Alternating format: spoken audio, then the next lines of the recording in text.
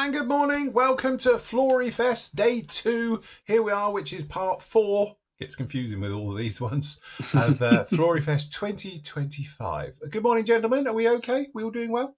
Recovered from last night? A bit husky this morning after my singing and, you know. Oh, good. Singing. Humming. I must admit, I did listen to it back. I listened to it back and it was funny. I must admit, that's one of the funniest things I think we've ever done. I've got a now brainchild for us to have a quiz, you know, and we just hum that tune. Instead of name that tune, it's going to be hum that tune. Involving shots when you get it wrong. So by the end of it, which would be great for me because I don't even drink. So yeah, it'd be lovely. Mm-hmm. Anyway, trust you're all doing very well at home, and obviously you enjoyed last night's show. It was a little bit of fun. I'm still amazed I got 30. I think that's my best score ever. That's like 2/3. I was there, or 3/4. I was 3/4 right. I've never been 3/4 right about anything. So yes. All good, all good. Anyway, trust everyone's doing very well in the Flory family this morning, all bright and early with us. Not many in chat. It's obviously early for them. They'll peter in throughout the day. Yes, yeah. DJ Flory in the house. That's it. I feel like I need a Volkswagen, medallion. Yeah. And I'm good to go. It's fine. And obviously, good morning to everybody in YouTube live land as well. Lovely to have you in as well. We've got the chat up down in there as well. So we've got everything sorted. Yes, we are doing questions as well, Patrick. So if you've got any questions, just post them up in there. As I said before, and I know some people get a little bit annoyed because we don't answer in the chat rooms, but you have to imagine if we're talking and demoing and stuff like that, we don't want to interrupt the flow, and then it goes up and it gets forgotten and disappeared. I always say in all of these things, it's nothing personal, just keep asking and we'll spot it. Just, every couple of minutes, just put it back up again, copy and paste it. You don't even have to type it, just copy and paste it, and we'll answer as many questions as we possibly can. All right, so good job. First question from Alistair. He's saying, Phil, did you know Airfix do their own mask for the 148 scale Lysander? That's why you're not a member, Alistair, because we've spoken about it a lot over the last couple of weeks, that, and how they got it completely wrong. Why didn't they release it when they released the Lysander? Because like all of us, including myself, have got them from Edard. So it's like, I know they missed the boat on that. And I know you people are going to say, oh, well, what about the, future ones coming out? We've got the SOE version coming down the line and stuff like that. But talk about miss the boat. What is it? Okay, I'll start it. Sunday morning rant. What is it with modelling companies literally missing the boat, as we say in the UK? So I think the best one ever was Dragon's anniversary of the moon landings, where they missed by an entire year. That was brilliant. So 1 year after the anniversary, they released the anniversary sets. So that was a good one. And then Airfix have got form for this, because you remember we had the anniversary and we had DAX that we all went to for the Dakota thing. And then the Dakota came out a year later, re-released. Yeah. Why didn't they release it for it? It's an anniversary of such an important thing, and the Dakota, and they didn't have a Dakota, yet they've got one in their back catalogue. So clearly no one thinks ahead and thinks, oh, we've got this coming up, we've got that coming up. So, yeah. So that's my rant over. I won't go on a full one. Otherwise, we'll be here at 2. We'll be carrying on. It is a bit of bad planning, though, really, isn't it? You know what I mean? Yes. So there's always like some sort of anniversary that you could probably, if you look at it in a bit of advance, you could plan for and think, oh, right, well, that'd be good for that. It's that figure, but just take the Masters of the Year program. Yeah, absolutely. Or SCS Rogue Heroes or things like that. There's always a tie-in, between these things. A tie-in somewhere, and somebody's going to have something in the catalogue where you could just think, oh, might get a bit of traction out of that. Do you know what I mean? So when we're doing this SIGs and group builds, we try and look at what's due that following year, don't you? It's like anniversaries and things to sort of see if we can tie something in. I think that's one of the first things we do when we're planning next year's group builds and SIGs. Normally, we actually do that. We're like, right, what's an anniversary for next year? Yeah. Because we've done it a lot in the past with different aircraft that have had big birthdays and things like that as well. And, as I say, I think from this hobby, it may be just me, I don't know, let me know in the comments down here, but I draw inspiration from things like you were just saying, like Masters of the Air. You know, seeing that, I could just build B17s all week.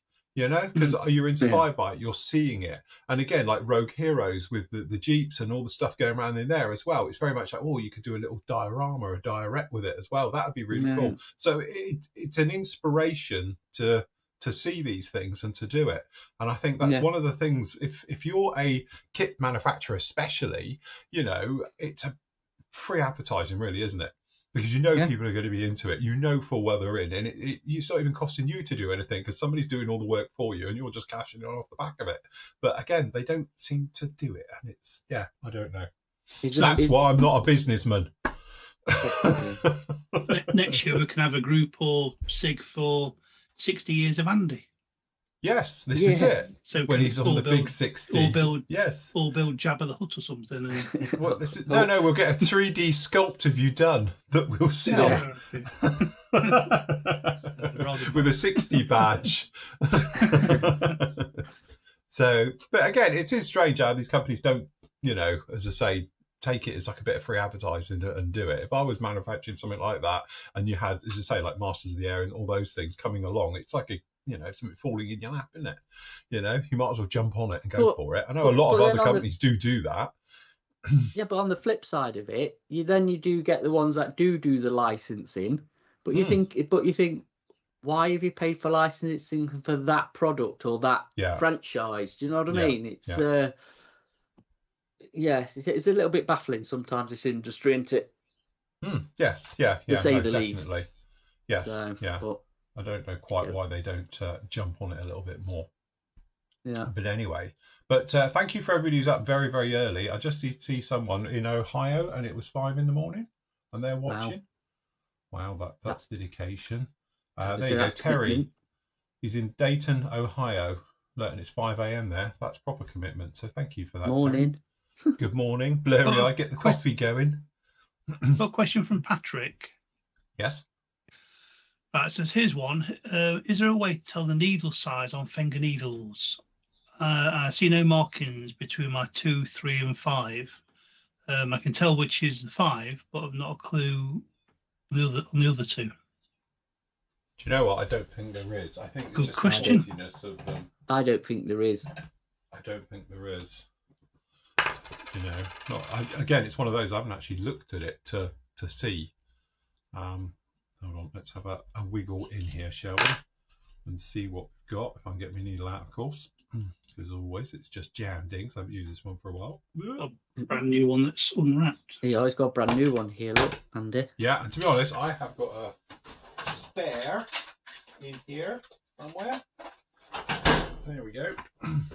This is a 0.3. Apart from what it actually says on the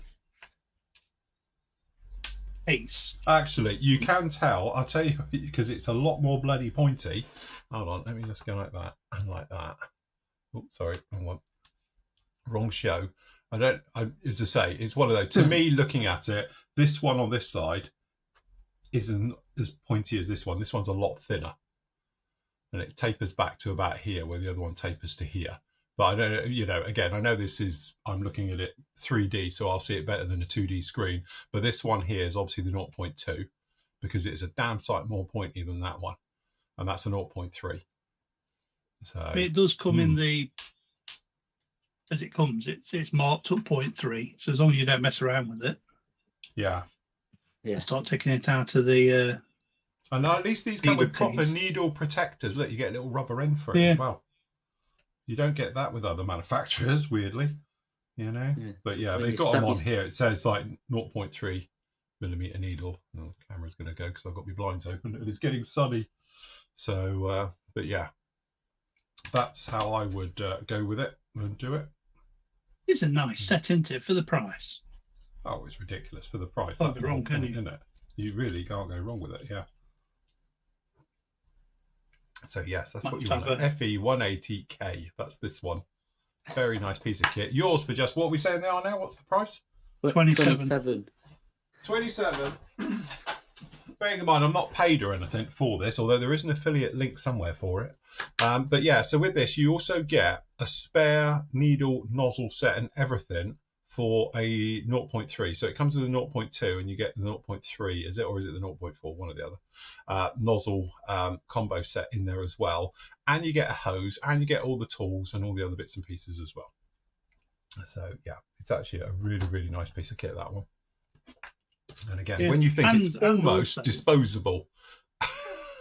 When you've taken all that, there you get a decent box as well. Yeah, you get a nice box with it as well. Yeah, get a hard case with all your spares. Yeah. And like I will say, because I know people out there, and it had a couple of comments about when we were talking about it yesterday, but when you first get it, it's quite agricultural, especially the trigger. The trigger pull and, you know, push is just a little bit, gravelly. But actually, I've had this one now for probably a couple of years, and it is smooth as any of my other ones now, because what it's done is rubbed the metal together and polished it. And it is absolutely fantastic. Just to start with, though, for the first couple of months, they're quite it's a little bit stiff and a little bit, just as you're pulling back on the trigger, it's just a little bit not as smooth as other posh airbrushes, if you say. But once it's in and you've bedded it in a bit, it is absolutely fantastic and got no problem. And I can honestly say the 0.2 in this does a better, finer, delicate, more controlled job than my Harder and Steenbeck does. You know? Because it is so small. Yeah. There's a statement. There's a statement. I wouldn't say the iWatter's probably still got the edge on it for doing delicate, tiny work, because it is brilliant for it. But as I say, from a point of view of just, but when you're talking about 150 quid difference. Oh, yeah. Massive. That's massive. The thing. And again, I got a bit of flack, when I spoke about these things last year. And but my point is that if they were both 150 quid each, then yeah, of course, the other brands are better. No problem at all. But my point is, as it was then, 20 quid, that's the difference. This is a 20 quid airbrush versus a 150 quid airbrush, and they're doing exactly the same thing with no problems whatsoever, And again, that's where I say it's a winner, purely because it's 20 quid and not 150 quid. And like we said before, it costs more to buy a needle nozzle combo set than it does the whole airbrush. With other manufacturers. So again, that's where I champion it from that point of view. And I know there's other cheaper airbrushes out there as well that do equally well. I'm just saying that, carrying on from yesterday, the great thing about it is that it's a good functioning airbrush, especially for a newbie. Whereas before, if you were new to the hobby and all the rest of it and you were doing airbrushing, it's such a steep learning curve. Cheap, horrible airbrushes fight you all the way. That one won't. It'll work with you and it'll teach you a lot as well. So. And we were saying now you could buy an entire setup for under 100 quid. You get a cheap air compressor now for 60 quid. That airbrush, say it's 20 quid. A couple of hoses, cleaning pots, usual bits and pieces you need as well, and you're good to go. So you never had that option 10 years ago, And just another quickie, Grant says he's been after new paint racks and is asking about mats that he's got in the background. Oh, they long discontinued. Then you missed a treat, Grant, because Phil gave a load away, didn't you? I did. Yeah. Yep. I had a person came to my bare house and took my old ones away because I actually got rid of 2 of mine. I've still got 2. You can't see them these days, but they're same as Matt's got the black one, and they're next to me here. But I had 2 others, and I had a person came along, picked them up, and took them free to a good home because, as I say, I didn't need them. I can't fit them in here anymore. So I've just got the 2 running 2 these days. So it was a past venture that's no longer. Yeah. Yes. Hold on, I can show you on my mobile cam. Hold on, look. Now I've got my mobile cam on the go. Where are we? You want to turn that one off? There you go. Look. So I run 2 here. I've got 2 over here as well still. So yes, all good. Right. Okay. Yeah. So. Okay. So Blade Slapper. You just love YouTube. Says, morning Phil, quick question. I'll be weathering a diorama today with AK enamel washes. I've painted them in many different paints like Tamiya acrylics and AK acrylics. Am I best to seal it all in? No. Matt? You're the expert. No, you'll be fine. Enamel over acrylics is okay, and you'll have no issues whatsoever. No. There's definitely no need to seal anything. So no. Yeah, Yeah, you'll be fine on that, as you say. Also, I do no, tend to no find, we issue. said this before, with dioramas and that, it's all about textures, I find. My limited experience doing one diorama 3 years ago, you know, but it's all about texture, isn't it? And I think if you end up sealing things in, you're losing the natural texture differences between different things you've done. So in some ways, it's quite nice to keep them all random, To be honest, as well. It'll be like nigh on impossible to seal anyway because of all the texture, all the groundwork. It's, you know, it's all acrylic based now basically anyway. So any enamels over the top, they're all made to work together. Yeah. You know, so yeah, no, you'll be absolutely fine. Lovely. Kurt's in as well. Good morning, gentlemen. Checking in from South Carolina. You guys are up really early. Bless your heart for coming in and seeing us. Just replying to Simon, if you watch yesterday afternoon's show on playback, you'll see Phil removing his digits from the model on that. Yeah, so I was going to show that, and we can do this one now, and then I'll take everyone around on a little trip. You might remember yesterday, I was working on and showed you about gluing your finger physically, and I'm literally waving it around, and I glued my finger and fingerprints all to this said part, all right? So you might remember we did the sanding and polishing to show about it all coming off. Okay, and here it is this morning. Now it's all totally dried. So we've got no fingerprints and all the rest of it. What I want to do and to sort of carry on with this, you might remember we rescribed it, but the trouble is you can't see what your rescribing is like until you've actually got some primer on it. When you get the primer on it, now you can see exactly what you've got. And again, it's not the best job.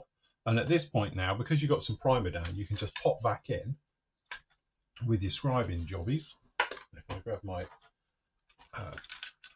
magnifiers, I can see what I'm doing today because I found them.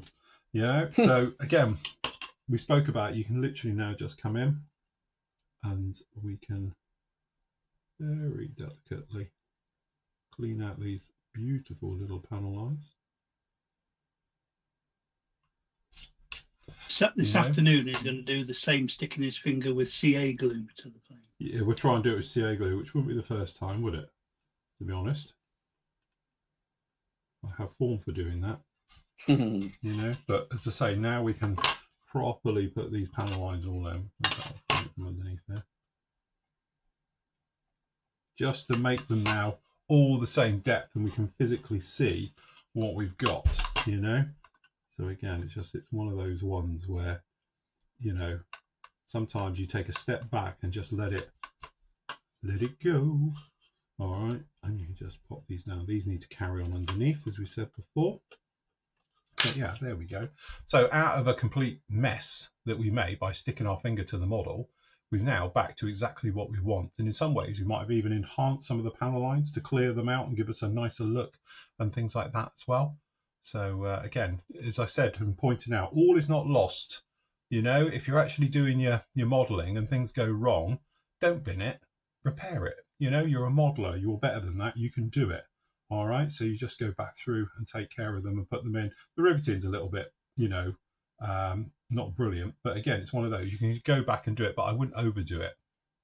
So, but yeah, so anyway, that fixed that little problem we had with it. I've just got to do down here next week. Is that an outer boom or inner? That's an outer. So we've got both here. These are both ready. This one now, to be honest, next week if I get some time, I've got to do all the panel lining on the top here and all the rest of it, but these are technically both done now. These are like this, so it is going to be an outer one. My shopping trolley. Yeah, it's got the chaff dispenser on the side, hasn't it? Where you yeah, it's got the dispensers on the sides like that.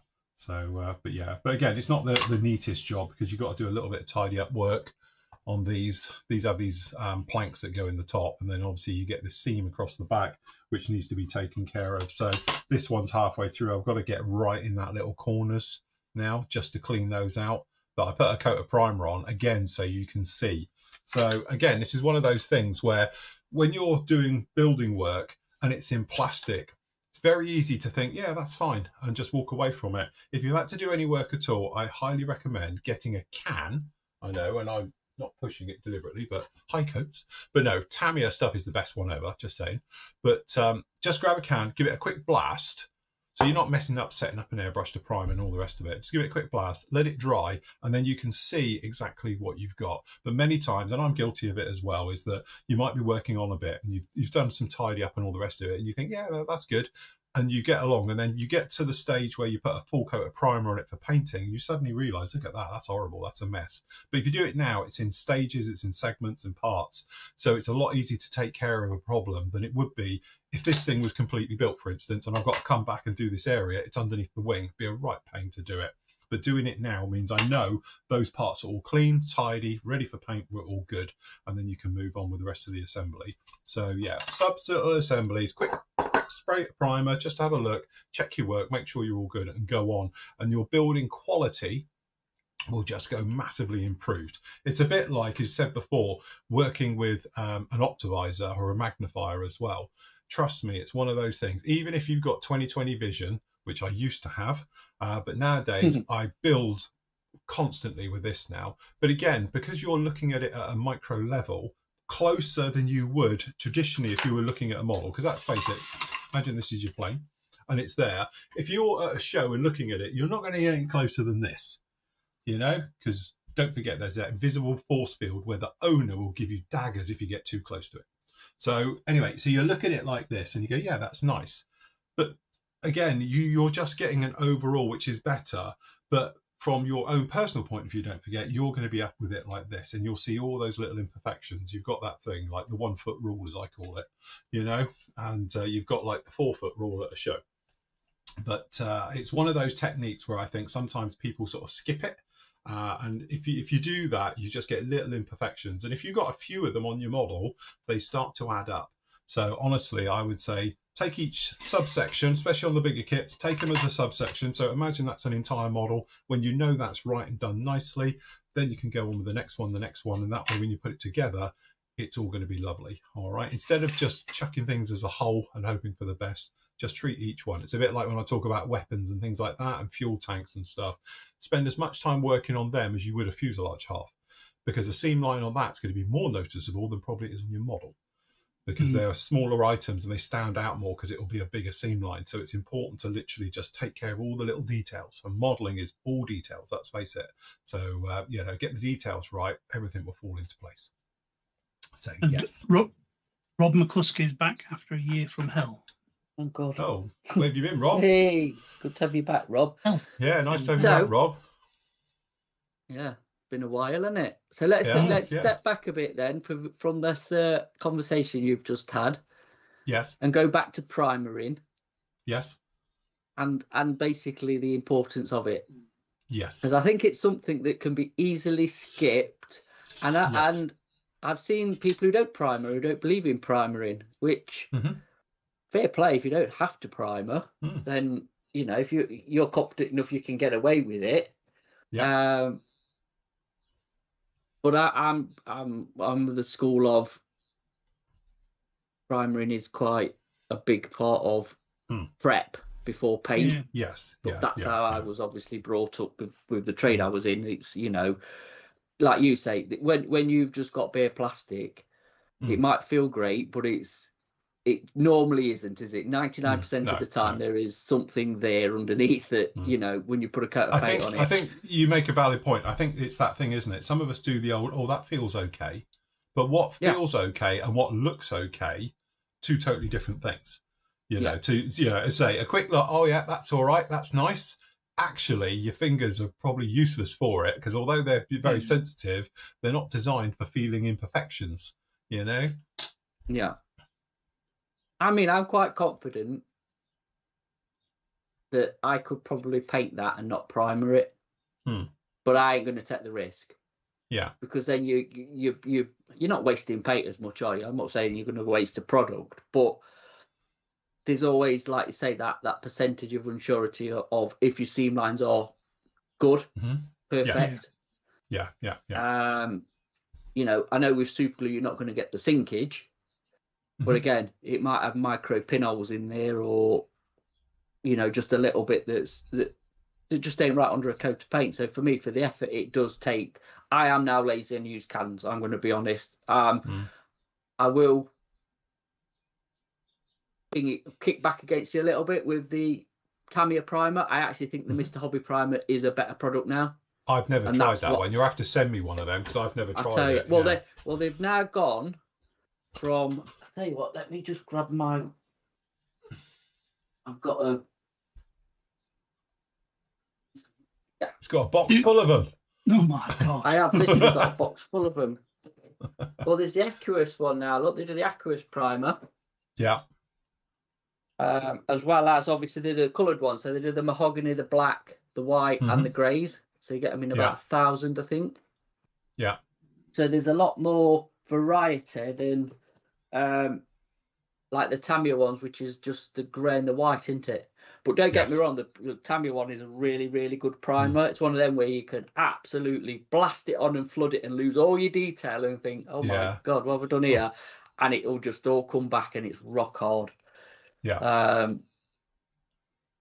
I don't like primering actually through an airbrush. I find it really tedious and really boring. So if I can get away with just blasting it on with a can, I will all the time. I mean, for that, to be honest, with the little hell diver, I will prime it with the airbrush. I think it'll just be surfacer, whichever one I pick, because of the size of it. But this thing behind me that I dug out of storage, this lump, will be getting blasted with a can, 100%. Oh yeah. You know what I mean? Because you just want it. It's one of them jobs you want over as quick as possible, which sounds daft. Yeah. Because it's just there to serve a purpose. You know, you're going to rub it down, you're going to check, you're going to, you know, it's not a final coat. So, to say the quicker you can put it down, the better. Unless you like airbrushing, I suppose, if you really do like airbrushing primer. But for me, it's a chore. Do you prime everything? So, for example, say you built the cockpit. Yeah. You painted the cockpit. Would you prime the cockpit before? Yeah, I'll probably prime it black. I did with this, to be honest, on the video. I primed it with the black AK Gen 3 primer, and then used it as like an undercoat to just build up the layers. But yeah, I will prime pretty much everything. Obviously, there's a bit of etching there as well, so it needed something as a bit of an etch primer as well. So yeah, no, I normally do. It's just habit, I think, for me.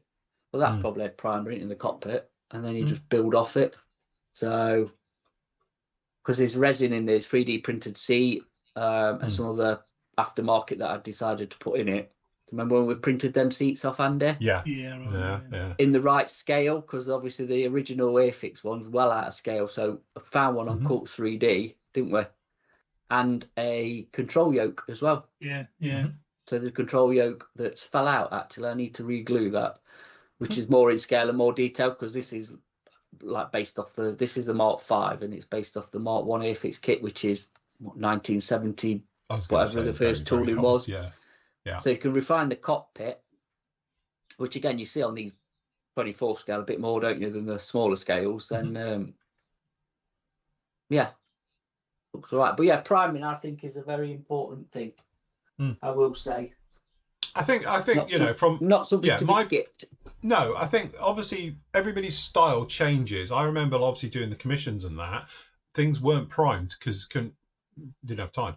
But at the end of the day, though, nowadays I would say here I am now, like 53, and it's my style of modeling's definitely shifted over the last 5 years. And priming to me now is quite important. Because whereas before I was quite happy to tackle problems during painting, for instance, nowadays I want to do them now here because it's easier to work on and all the rest of it, rather than getting to the stage where I've got the paint on perhaps and then thinking, oh, I wish I'd taken care of that. That's a bad seam, or it's you know, but it's only when it's got paint onto it it's popped to life. I could have caught it before during primering. So that's just assume you've got like a wing seam. Classic example, this one. I haven't done it yet, but the wings look fine. I've got, you know, I'm looking at it. They look to be absolutely fine, but it could be the case when I put a bit of primer on it, that suddenly you've got like a tiny little split or something else is in there. That's going to be a right pain to do it later on. So now I would always think, right, okay, we're going to go with this one and we'll get it all primed up. I will then check it, making sure it's all good. So when I know I'm in the painting phase of it, it's just painting now. I don't have to worry about having to do any mistakes or fix problems and stuff like that. And I suppose the biggest thing is when you're working on, especially something modular like this guy, is when this comes together, it will get another prime job and I can check the seams properly. Whereas before, again, if I hadn't, I might have to come back and do some little bits of work on them and all the rest of it, you know? But yeah, again, it's one of those ones. From my point of view, I'm just finding it easier to work on something like that, you know, and do it sort of sub-scales and look at it and check it and more detailed stuff. And I can see it all in primer. That's the point, you know. And then obviously you've got the benefits of priming of painting, isn't it? So obviously you've got a primer coat, and if you're using technically a canned primer coat, it's going to etch itself to the surface of the plastic decent. So when you do top coat of your normal acrylic or lacquers or whatever it is, when you come to mask it or do any heavy handling and stuff like that, you're not going to be ripping it off and going down a bare plastic. Well, the other thing is, do you know these, sorry, Andy, thinking in a minute, them sanding sheets we started selling from Tamiya, the new ones. Yes, yeah, the new ones. Again, they're handy to have for keying up your plastic. A lot of kits are really shiny. Very shiny, you know, they've polished the molds to within an inch of their life, and they're really, for the detail, sharpness and everything else, that's why they do it. But that's not a good base for your paint to grip to. No. And hence when people have got peeling and stuff like that, well, you know, for a quick rub over with a 1500, 1000 pad, yeah, you're then giving something, little scratches, little texture for paint to grip to. And obviously then you put your primer on, which if you're using a canned primer like the High Coat one or the Tamiya one or the Mr. Hobby ones, are designed to work with plastic. Make sure you get a plastic primer and not a metal primer. If you're going down like the Halfords route or your local, I was going to say, you know, you should see here, they do two flavors of this. They do a normal one and also do the plastic primer. So always get the plastic primer one. You want the plastic primer. Yeah, not the metal one. No, you know, because that is designed obviously for people repairing bumpers and whatever else, plastics on cars, wing mirrors, whatever. That's what they're designed for. So they've got stuff in them that allow etch to the plastic. But yeah, it's a habit I've got into, which again is just literally just keying up the model, to be honest, giving it a light rub over with a worn sanding stick, whatever, a sanding pad, not too, obviously not really coarse, just to give it some texture for the paint layers to grip to. So in chat, Paul says, would you prime the whole sprue before starting? It's not worth doing that, because half the idea, like Phil said, half of the idea of priming is so you can see your seam lines and any imperfections. Whereas if you've primed it before you've done it, you've got to redo it again. Yeah, and the other problem you've got is you're going to have to scrape the paint off to make a glue, to make a clear, good mating styrene to glue to, because otherwise you're not going to get a decent bond, are you? Especially if you're using your hot glues and stuff. But again, this is the other thing. Oh, my lid's not on that. Using the old Tamiya extra thin, the hot glues, that's nearly went all over then. I didn't realise that. It did then, yeah. Yeah, it's close. Because again, if you're one of them that uses it on a fuselage, obviously then it's a hot product. It's going to sink, isn't it? Yeah. Which is not something you automatically see until you put paint on it. Yes. So again, coat of primer. You know, obviously let this go off for a few days and then put a coat of primer on it, and then you'll see if you've got any sinkage or not. This is why I've moved away from using hot glues for bigger seams. It's just, you know, I use the white top glue or Revel contact here, and mainly, and then super glue, to be honest, because you just get a better unsinkable bond. Because there's nothing worse than ghost seams, is there? Like 3 months down the line. Yeah, definitely. 100%. Tim says, are the nozzles on mist surface cans quite controllable then? Yeah, they're really, they are. They are, like they say, they're designed for the hobby, aren't they? So they're a lot different to, say, a Halfords can or the High Coat, where they can be like quite a big fan on them. No, they're actually quite nice. I mean, I've used to all the time use Tamiya spray cans for priming. Yeah, and my dustbin lid downstairs is just covered in great paint because that's how controllable that was. It's like, and then so like it's sprayed everywhere. Yeah, I mean that is the thing into it with an aerosol can. More goes up in the atmosphere than it probably does on your model, and it is a. I don't think it's a very economical product, but again, it depends on what size you're doing, isn't it? What size, if you're into big stuff, you're going to hit more of it than's going to go in the air. If you're doing like my little 1/7 L diver, then I think it's a bit overkill to can it, to be honest. But they have got the uses, haven't they? Especially on the bigger scales, I think. Also, city primers are good. Well, sorry, but I mean, if you're doing, say, when Phil built that 30-second 111, how big that is? Could you imagine airbrush primer in that with a point, even if you got a 0.4 in, or if into ships, or ships, yeah, that's it, ships and hulls, or even big like 1/16 scale armor. Oh God! No. I must admit, do you remember when I did that Ohio class carrier? I did the Wasp, wasn't it? And it was like, straight away I did it with a can because you got this big hull. So I literally we did grey, which would have been one of these, and then high coats do the red primer type colour, which works great for anti-foul. So I masked it and then just sprayed the red on, and then we masked that up and did all the rest of it. Obviously, we did do with an airbrush, but there was no way I was going to mess around. And the other big one I did, do you remember when I did the 70-second scale shuttle and the fuel tank and booster? That was all done with cans. Because could you imagine doing something like that with an airbrush? Be there a week trying to do it with an airbrush with a 0.2 needle, Well, you think how much paint you'd get through as well, how much product you'd get through for something that big. Yeah. When you can just lay a base coat down with an aerosol can, even if you've got, even if it's like a Tamiya coloured with TS cans or AS or whatever it is. Yeah.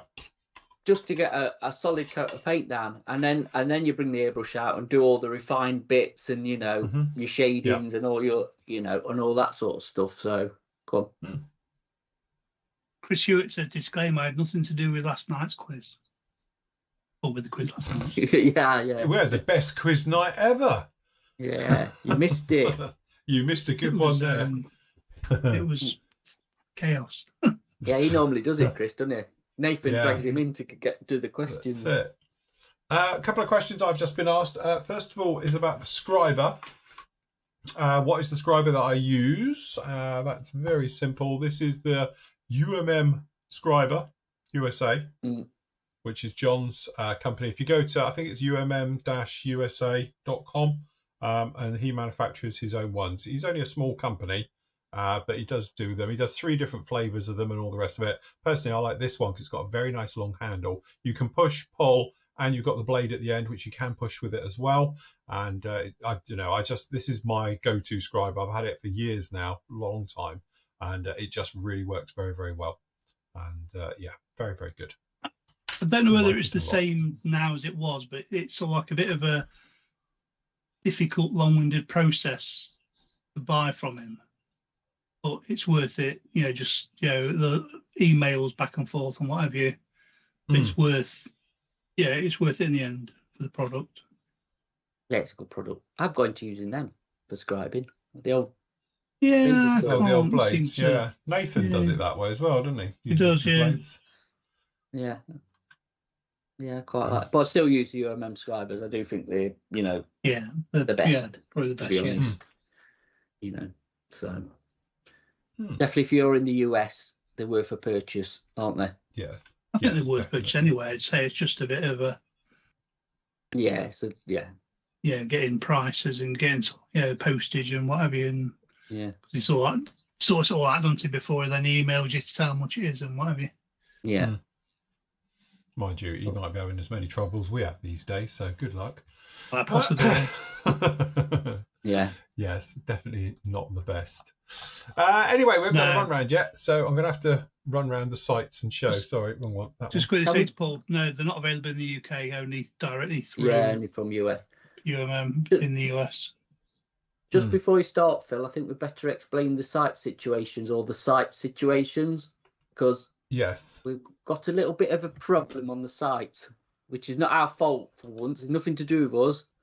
Oh, hold on a minute. So hold on, we've just got a small technical hitch here. Hold on, let me just put it back there. Telling me Sorry. we're going up some stairs. Oh, damn. Sorry, we've got a small little technical hitch, and I don't know why. Yeah, one sec. You sort that out, and I'll explain. So that's all right. Yeah, go on. you Sorry, I can do it a you different can buy way. stuff and everything. That's all fine. What's not showing is that stuff out of stock. Yes. So you And the might be going to go quantities and buy, aren't right either. yeah, you might be going to buy something, and it's basically get to the checkout, and it's saying it's out of stock, even though it's not showing out of stock on the site. For some reason, the sites, when we both use a Squarespace based site, are not showing stuff that are literally sold out. We should have a little sold out sticker. Anybody who's used it will know, and they are not showing at all. So for instance, there's one here. I've manually put this in. You have to do it manually when it's out of stock. But like, for instance, I know full well up here, the mystery boxes, there's only 4 left. But it's showing 10. And I don't know why. It shouldn't be. And I know as well with the jigs as well, I think there's 11 left this morning, but it's still showing 39. 39's never changed. So where it's saying this available business, I don't know why it's saying that. It shouldn't be saying it. So it's the numbers that I've got here for availability, they haven't changed. So yeah, it's all a little bit sort of weird on this, but I know for a fact, like this particular tweezer here, as of starting this morning, there was 1 in stock, but it's showing as 4, and I don't know why. If you try and buy it, if it's available, let me just try it. No, come on, you can work. I'm going to say it's not going to work now. It's saying 4 available. Oh, it is. So that is still available in the store. And so it hasn't. I thought if it had sold, it would then come up, but it does come up if it won't. And it literally turns around and says, sorry, sold out at this point. So you can't overbuy. It's not like we haven't got them, but you might get to here and then you'll click on it and literally it will say, I'm sorry, this item is sold out, blah, blah, blah. But for some reason, for whatever in the powers of Blee and all the rest of it, on the store, the actual levels aren't showing and it's not showing out of stock because obviously the counters aren't working. But as I say, I think I'm okay on my side. We pretty much got most things, but we are getting low on some items. But PM models and Flory models are separate sites. Yeah. But they're both doing the same thing. So it's the actual company that run the sites there. Yeah, because again, I know for a fact these sander packs sold quite well yesterday, and I know I was down to 7 this morning, but it's still showing us 15. So yeah, it's definitely just a little bit of a fault down in there. There's a glitch in the matrix. There is. I have messaged them this morning, so hopefully they'll see it when they wake up and they'll deal with it. But for the moment, it's not. But you say it won't let you buy something that's not in stock. It just won't tell you it's not in stock. So it's a bit of a pain, but it's all fine. Anyway, don't forget, it is the anniversary, 20 years of Flory Models Wash. So we got 20% off all the Flory Model stuff. So we've got 20% off the jigs, flight stands, not the mystery box, that's it. We've got our limited edition, which will be finished on Monday. That'll be the end of it. There will be no more. So obviously with this one, you get the tin tray, which is what I use all the time. You get the holders, and these holders don't just hold our washes. They hold normal 10ml pots and all the rest of it as well. But you do get 3 bottles of wash in there as well. So you'll get a dark dirt, a light, and a grime. So our best-selling washes you get just down in there. And then obviously you get the collector's card and you get the big 114ml sticker as well with that. All right, all for $22.50. So you can get those ones just down in there. Got all your washes. We've got a special deal on wash sets. So the wash set is a great price of just £27.54, plus that where applicable. And also you get a free dust wash with that set as well. So you buy the actual wash set, you get a free dust on top of it as well. We've got the thick ones as well. So we've got your thick washes down in there like that. We've got your mugs, we've got your mouse mats and sticker sets. We've got your micro set and soul holders. We've got your glue pot holders. We've got your merch modeled by the lovely Kareem down in there like that. And then obviously we've got your display stuff. So all of the display stuff is 10% off. So some good prices down in there. We've got the nippers, we've got the scrapers, we've got all your tweezers, got your plastic cards, your carving tape, sort of, you know, for doing your things, which is good stuff. I think we've only got 1 of those left, I do believe, thinking about it, circle cutters. I know it's saying 4, but there's only 1 circle cutter left. And we've got all your brass rods. We are out of stock of those. I know that for a fact. So that's what we're saying. It's saying sale, but if you click on it, it should say, there you go, sorry, out of stock. That's what will happen. So, but at the moment it is showing, because I know that last one sold this morning. And obviously you've got all your sanders. We've got your mask sets ones as well. So you put your lines through and your masking ones and a few bits out of stock down the bottom. So yes, there we go. All down in there. And then Matthew's got... I don't know. I don't know what's left because I can't tell. Yeah, well, we have such great sales day yesterday, to be honest with you. Without the site actually showing, you know, it's a bit of a pain to look because we've got it's a lot of products lottery. at the end. It is a bit of a lottery, I'm afraid. Yeah, so I do apologise if you have gone and then it's like saying it's sold out. It's a bit out of our hands, really. But yeah, there is still plenty of stock in, to be honest, for people if they want to have a look and peruse and purchase anything. So, but yeah, so we've got a deal going at the moment. It's basically 10% off of all orders over 60 quid this weekend, and also you get a free mug on all orders over 40 quid. Just a disclaimer with the mugs. We had such massive orders yesterday. We might be out of mugs. We might not be able to give everybody a mug. I'm sorry if you don't get one if your order's over, but you know, we only got so many. So like I say, it is while stocks last. So yeah. I might see if there's something else I can chuck in there with your orders. Slip you something in. Might not be a mug, but it might be something else. So yeah. But yeah, the usual brands, like I say, the brands are up there: Airfix, Armour, Edward, Hobby 2000 and stuff, and then all your paints and glues and sanding stuff from AK and whatever else. So loads of stuff in there. So yeah, all your bits and pieces down in all good. All good. Sorted. All good. Yeah. That's it. Yes, my little button box things seem to have given up the ghost a bit. So that's it. Well, only for going from there. I can do it on that one. I can literally. I've got another button over there to show it, but for whatever reason, it's decided to give up the ghost. Yeah. So yes, very good. Right. Any other questions before we get on? So. What have we got? Just checking. Let me just go back a bit. I think we're okay. No, I think we're right.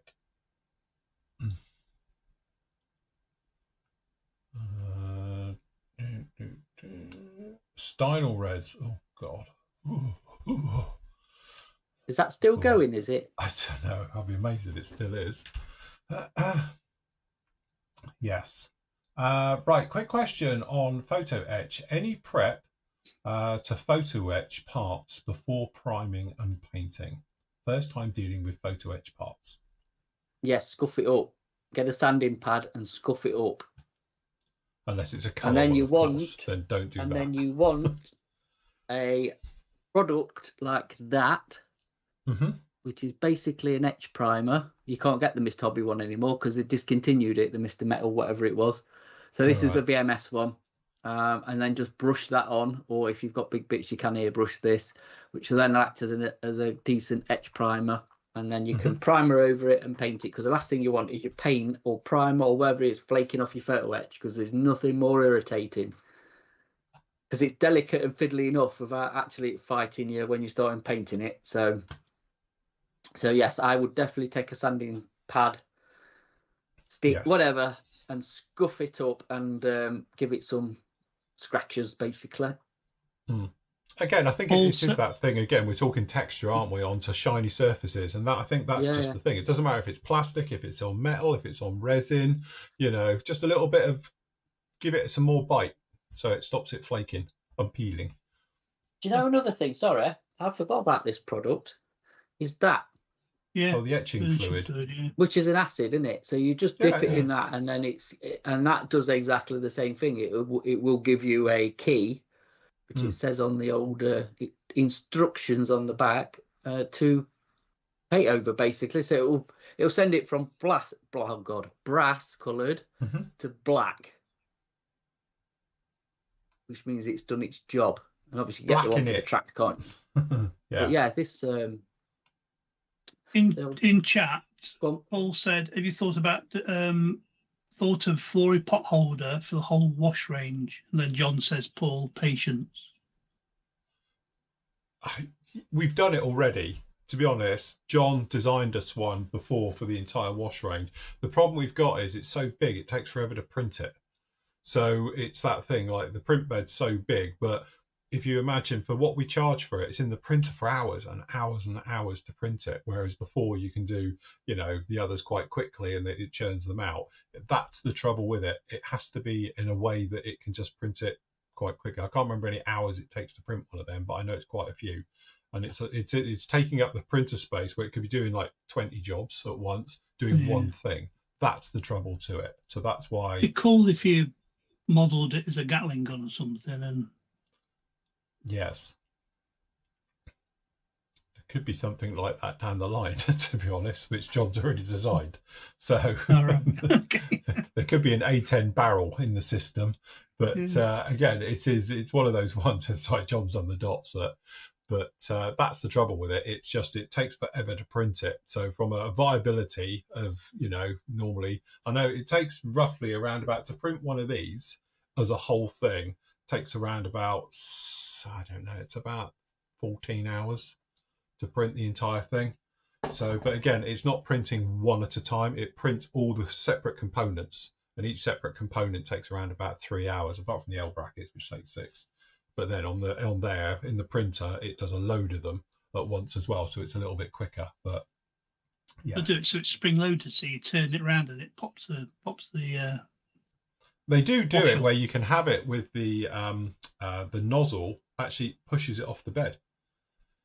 So you can just carry on. Literally, it cools down because once it's cold, they detach automatically from the bed, and then it just pushes it off, and then it goes and does the next one and just carries on without you there. But at the moment, I time it like now. I know for a fact my phone will bleep in around about 15 minutes, and it'll say it's finished.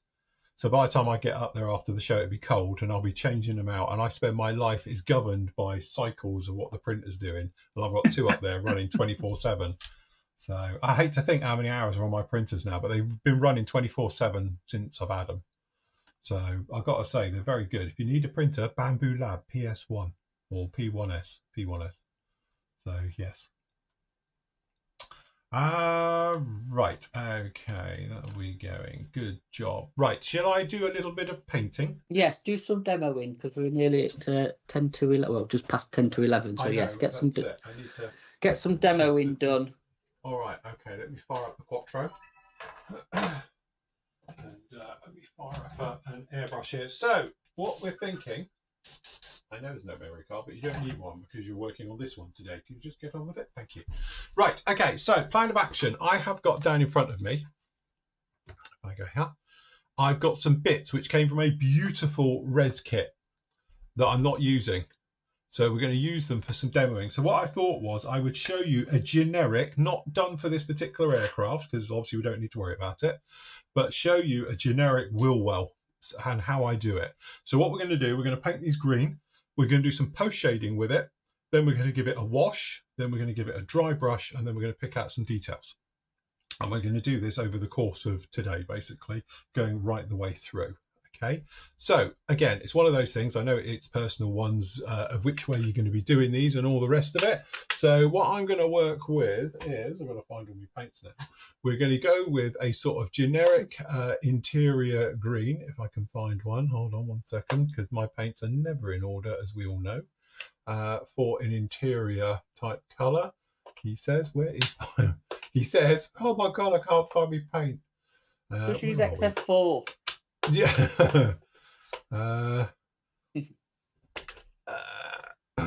have got down in here. I've got cream flame, mate. Hold on, let me just find it. I just wanted to find the other interior cockpit green, to be honest. God, you know what? I should have prepped this before. I've got one here somewhere. I was looking at it. You got an XF5, Phil? Yes, I do. I have got all other colours. It's not a problem. I'm just probably going to go with a generic type green down in here, like an olive drab or something, you know. I think that'll be probably the easiest way to do this. So Andy's now looking at his paint rack. I know. Could you send it over, Andy? Because clearly I'm going to need it. Right. Okay. So if we just pop in here 1 second and change cameras to in there. Right, okay, let me just grab a, where's olive drab? There we go. Hey, Andy, you know what his next chore is? Finding a clean airbrush. Yeah, Oh, yeah. shush now. It's fine. I cleaned it out yesterday. It's all right. You could use the Okay. cricket. Jesus, only if I want to blast everything. Okay. Or pull out the right. old Harder and Steam back and see if it still works. Still, what if I can fire it up and all the rest of it? Yeah, see if the Evo still works after all these Yes. years. Okay. I think I'll tell you what, I have mine found sprays that. at right angles. Probably is Yeah. what this thing would do if we did it. Okay. I've been using so, mine recently, but when I first got it out and sprayed it, some Was it- things it was like spraying up like that. That's not right. Sprays round corners. Yeah, I was going to say, goes around corners. That's what I do. Right, okay, so have my airbrush. All right, so we've just got this little guy here. Hopefully you can still hear me. Can you just confirm everyone can still hear me? Yeah. I can Fine hear for you. us. Yeah, well, if it's fine for you, it'll be fine for them as well. Right, okay, so we're just going to dial down our air pressure a little bit. Mac valve on the bottom, see? This is my £20 Fengo, everyone. Just saying. So what I'm going to do is I'm going to put a little bit of thinners, just a drop or two, just down in here, to check the fantastic flow, and it's even going in the right direction. So we're just lubricating all the movie bits and the nozzle, clearly. That's all good. Right. Okay, so what we're going to do, we're going to do a bit of olive drab and we'll work it around a bit. So we take our olive drab. All right. I'm going to be good. Let me find a clean one. And I'm going to do a Mac way. I'm going to put a little bit in the colour cut. Oh, that one, the lump that just fell in. Anyway. All right. So then we're going to mix it with a bit of thin earth. It's going to be quite a thick mix, this one, because it's just going down straight forward onto here. So we'll just give this a bit of a mix. And because it's not the right colour, what we're going to do is just going to add a tiny bit of yellow into it. Give it a stick.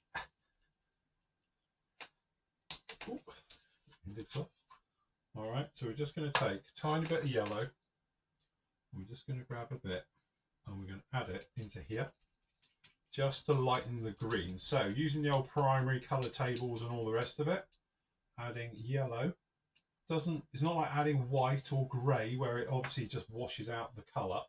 It will just change the green hue a little bit. All right, then we're going to take our mix, pop it in our airbrush. Right, lid on, always put your lids on. Check our flow. Happy with the flow. Sounds good. I'm not going to do a full airbrush demo and all the rest of it because we've done those loads of times before. But obviously listening for your airbrush. So when you pull the trigger, if you just push down, no pull, then pull your trigger, it should be the same pitch. You want to hear it the same. If it suddenly goes really quiet, it means your airbrush is struggling. So you might want to turn up your air pressure just a little bit. But you want to hear the paint coming out, which is fine, but it shouldn't go quiet because what it means is your air is struggling to get out. Your paint's a little bit too thick. All right. So with this one done, we're just going to come along and we're just going to put a coat down on here. And again, making sure you come back through with all the angles so you don't get any grey bits on the edges and stuff. All right, there's one. Then come back and do the other.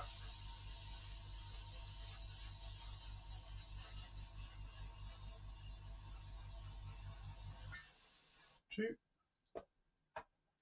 And we're just going to do down in here. A bit more tricky to get everywhere around, but hey ho, we'll be fine.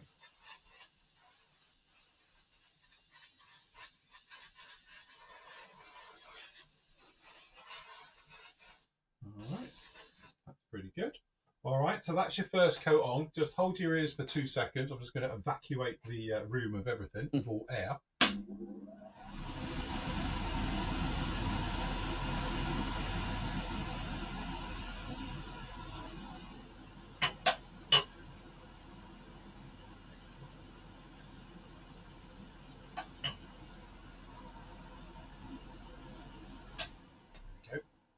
All right, so these are on here. As you can see, this one is drying already. Let's zoom the camera in just a little bit. There we go. All right, as you can see, it's drying. So what we're going to do is we're going to lighten that out a bit. So we're going to use the paint that we've got in here. So what we're going to do now is, we'll just put this in a holder. We're going to grab our paint. And we're going to take a nice generous dollop of yellow. And we're going to put it in here. 2 brushfuls. And we're going to give this a nice go over. And what I'm going to do, I'm going to exaggerate it a little bit because obviously trying to show it on camera, it's going to be quite different. So we're going to take 2 more. So you've got a nice high contrast so you can see. All right. So those go in there like that. Then we need to rethin it because obviously we've added some paint. Plus the fact we want to rethin it anyway because this is going to be a very fine job in here. So your paint's going to have to be a little bit thinner and all the rest of it. So we're going to add a little bit more thinners. Then we're going to mixy. And hopefully we'll get a nice good contrast so you can see it. Normally, as you say, you won't probably contrast this quite as much as I have, but I want to do it so you can see it. Easiest way I can tell if my paint's the right thickness, I can see my bristles come through on the actual brush itself. All right. Then we need to blow through now that original colour because it's going to be in the airbrush. So we'll just blow that through. Hopefully you can see it goes from the original colour to our new colour. We're going to turn down the air pressure because we don't want to be blowing it everywhere. All right. And then what we're going to do is we're going to change my glasses to so that I can see out. Oh. Okay. So rule of thumb. We're lightening up the panel, so we want to do the centres of the areas. So obviously I'm going to put it one in each of these. We're going to go between the riveting along here and down in here and between. Anywhere that's got raised details is going to be more shadowed and grime because when we come back with a wash, it will accumulate in those areas. And then what we're going to do, those areas will go darker, but when we dry brush it, the tips of it will go lighter. So again, it's all of this, I call it stage makeup. You know, it's basically the way of tricking people. So if you think about it, when performers are on stage, they have makeup that's stronger so you can see the features as they're talking and smiling and doing all the things from at the back of the theatre. So you're doing the same thing as well. So you're exaggerating everything that's on here. All right, so I just need to reseat my needle. So what happened there was that I pulled the needle. If I do it on here, it might do it again. When I pull, I get a spit. And it's spitting. What it is, the needle on the airbrush is not sitting perfectly in. There's a little bit of movement. So what we do is we just come back, give it a tap and just a few taps to your finger, and you're just reseating the needle to stop anything spitting when you introduce air. So when you come in for air, you see you get the big spat. That's because obviously we pulled the needle. If we come in now, we're getting nothing. So again, it's just those little tips and tricks. All right, so down in these areas, so we're just gonna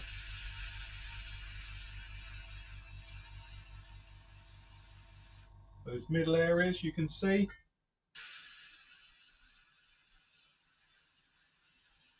in between these, a little bit in that, and in between these.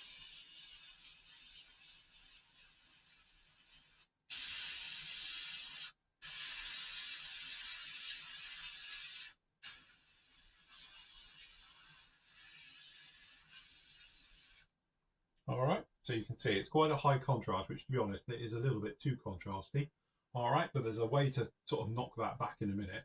All right, so you could just do it like that. What I'm going to do is, because it is quite a contrast and it's a little bit more we wanted, I'm going to put this back in here and we're just going to mix this as one.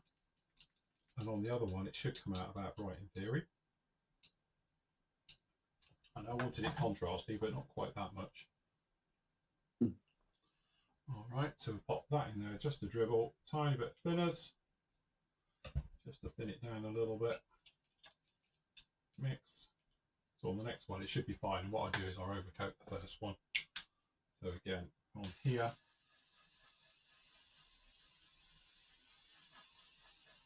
So again, now you can see it sort of coming back. All right. So if I do it in this one, you should see what we're trying to achieve here.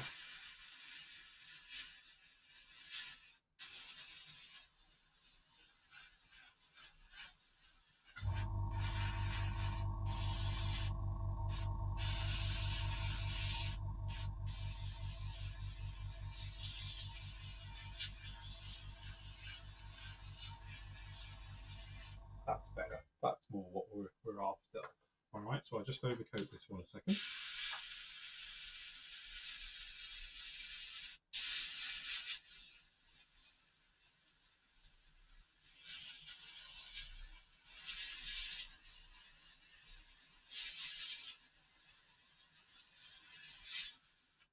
And again, if you want to blend over like that, literally just do the entire thing and just give it a nice quick coat right over it.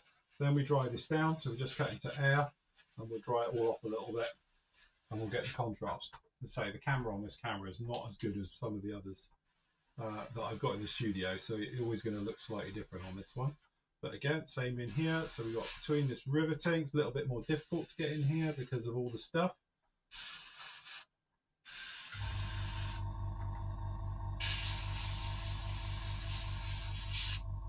You can definitely see the contrast on the camera. Yeah, I know. On this camera, it should be a bit better because that camera I know, but you can see this is obviously the one that was a little bit, and I've overcoated it now. We've knocked it back a little bit. And again, you can see it on this one. It's more akin to what we were after. And again, we've got it down in here. So you're just giving that sort of, you know, effect. So again, think of it as I say, like pantomime makeup. It's one of those ones. You're sort of exaggerating everything just a little bit. But as this dries down, it will fade. It won't stay just like this. It just fades in really very, very nicely. All right. So with those ones down and in there now, what we're going to do, we're going to give it a tiny little bit of a wash. All right. So for the wash, we will be using, and Matt's going to have to correct me on the names and everything, because I know they've changed them now. We are going to use a bit of the old, whatever they call it these days, because unfortunately they have changed the name, haven't they, Matt? They've changed and dropped. What you got there? This is smoke.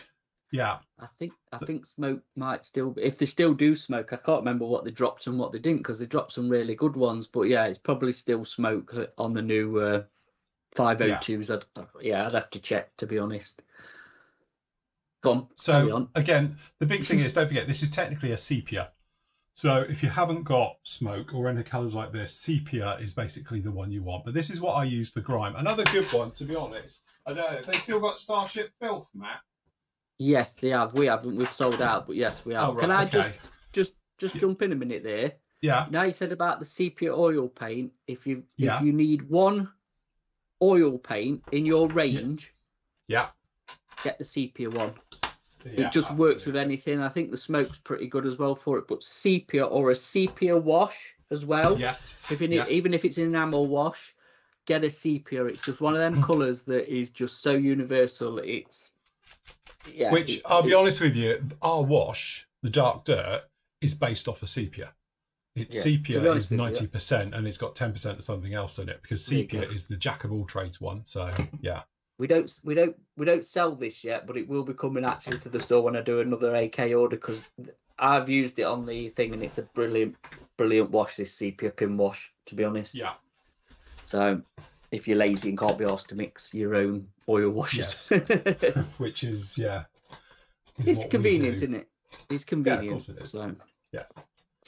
Okay, so what we're going to do is I'm going to grab two brushes. God, I tell you what, my eyes are so bad. I need to be like that guy at the repair shop with 2 pairs of glasses on my head. I am to that stage in my life. Okay, so I've got a normal... Sorry, mate. I was going to say, your eyesight has deteriorated really quick, hasn't it? It has. It's gone completely now. I can't do anything without glasses. At full stop. You know, I'm great at range, but anything close, I keep seeing me eye blokey, and he was like, "Oh, you're fine. Just wear your readers." It's like, really? God, I've got a microscope attached to my head. All right, I've got 2 brushes. I've got a nice thin one and a bigger flat one for doing bigger areas. What we're going to do, we're going to take I've got here just some X20, which is enamel thinners. You could use other thinners, which I can't find what I've done with it. Which is, there we go, is this one. A good quality, low odor thinners. The easiest way to describe it, low odor thinners means it's highly refined. All right, don't use B&Q's own rough cut thinners for cleaning your brushes, because it won't work. You need a really nice, good quality thinners. If it's low odor, it means it's been refined a lot more than normal thinners. So that's what I would go with. So we're going to take a couple of mil. We're not going to need much, because obviously we're doing something quite small. So we've probably got 2 mil down in there. Then we're going to come along with our brush, and we're just going to take a little bit, probably too much, half a pea type of thing on a brush, and then literally we're just going to come in and we're going to put it in here. Now this sepia color that they do here, this shadow, they've made it up of two colors. They've basically made it up of black and brown, which is what sepia is at the end of the day. But it separates rapidly, and I'll show you in a second. All right, so we brush all this over. Get rid of all the lumps. Make sure you got no lumps. All right. Simon says, why are you using Abtalog instead of your own wash? Because we're doing a very, very delicate wash on little details like this. Oil washes capillarize and flow a lot better than mine. Mine will dry back slightly gritty. And also for what we're going to do next, the dry brushing right over it, if you're using the normal wash, you might move the wash around because you're going to be rubbing the hell out of it. So for doing delicate small jobs like this type of work, which is technically pin washing, then I would use an oil. I find it just works better, all right, than normal. Okay. I've got a question. Go on. You know your bit you're going to pre-wash. Yes. Do you pre-dampen it up with terps or white spirit, whatever, before you actually add the pin wash, or are you just going straight in dry? Because to break up the surface tension. Yes. So there's two ways of doing it. We could do both actually. I'll do one with and one without, and you can see the difference. Because on here, I want to keep it really localized to the areas I want. I'm going to go in dry. Yeah. Okay. If we wanted to go in like this other one down in here, what we'll do down in here, I'll prep it and show the both different ways of doing it. If you want it to go a little bit more everywhere, I would prep the area. If you're doing rusting work, for instance, I always prep the area because you get streaking and nice things with it and weathered look. So if you wanted streaking, for instance, and stuff like that, I would always prep the area. So by that I mean we would actually brush on thinners on here first, then come in with the wash. And then naturally it will go to all the areas where you want. Up here, what I'll do it on this one. I want it to be more localized, so I'm going in dry. All right. So as we've been talking, you might have noticed this here has now gone brown. See what I mean? But if I do this, you can see the black. So it will split. It does it because they make up their color out of two. They make it out of black and brown to make a sepia, and it does separate. So you can see, stir it up, and you need to continuously mix it as you're using it. Otherwise what will happen is you'll be pulling up black or brown and not each. So always keep it moving as you're going. All right. So with that done, we will switch over to a small brush. All right. So we're just going to take, sorry, let me just move that over there a second. I'll put that there so you can see. It's a bit of trouble when you do it on a small scale like this. Let me move things out of the way in case I knock them over. All right, so you can see it's splitting already. All right, so just keep it mixing and all the rest of it. Take a little bit on your brush. And then what we're going to do, we're going to pop it in certain areas. So obviously we want to come in and we want to go around the edges. So we're just going to tap it in the edges and we're going to let it naturally run itself all the way round. All right, so again, we're just going to pop in like these and we're going to flood them in a little bit. So you can see you've got a really heavy one in here, got a lighter one down in here. That's fine because we'll come back to it in a minute.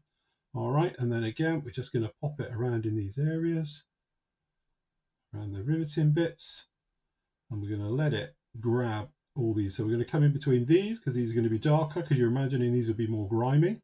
All right, then what we're going to do is we're literally just going to touch, and you can see it naturally zips off because it's following along with all the raised areas and things like that. And there you go. Then we come in back in with these ones and we're just going to go around. Okay, so this guy over here has got too much in. So what we're going to do, we're going to take a bit out. So we're just going to use that one elsewhere. So we just come in, take it away. All right, so again, just going to pop a bit down in here. And obviously we're going to come down these rivets. So we're following the rivet lines basically. And we're just going to go everywhere. And again, we're going to pop all around the outsides of these ones. And as you can see, it's starting to do its bit. It's a little bit dry in the middle, but it will capillarize and it will cover over. All right. So again, we're just going to have a bit off the bottom here. Going to pop it around, and we'll let those run everywhere and do all the things. We're just going to come down in here and add a little bit more in. And as I say, it brings up really nice levels. These bits here you're going to see anyway, but all right. So that's those. What you can do as well, if you really want to darken it up, you can take the original color and you can mix in with it. So you can take a little bit of neat oils and just feed it into these areas as well to go through. But again, it's personal choice. This will dry back lighter. So what we're going to do, we're going to leave this and come back to it a little bit later on when it's dried. All right, and go right the way through. So that's that one. The other one as well, if you take a little bit of your stuff, all right, knocking most of it off your brush, what we're going to do is we're just going to follow the lines, and we're just going to pop it round in these sort of corners of where this riveting is.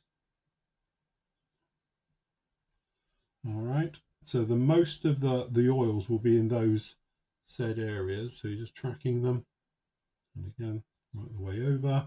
And then obviously we've got lots of mechanical stuff and stuff down in here. Some of it we will pick out, but for the moment we're just coming in with oils just to cause. And all you're doing with this oil wash like this is we're staining. We're just putting little stains and various things in, and it will cling around nuts, bolts and things. So again, you're just thinking this gear is probably going to be quite dirty, so it's going to get quite a bit in here. And you can build it up. You can put more in. So again, going to pop it down quite a bit in these areas.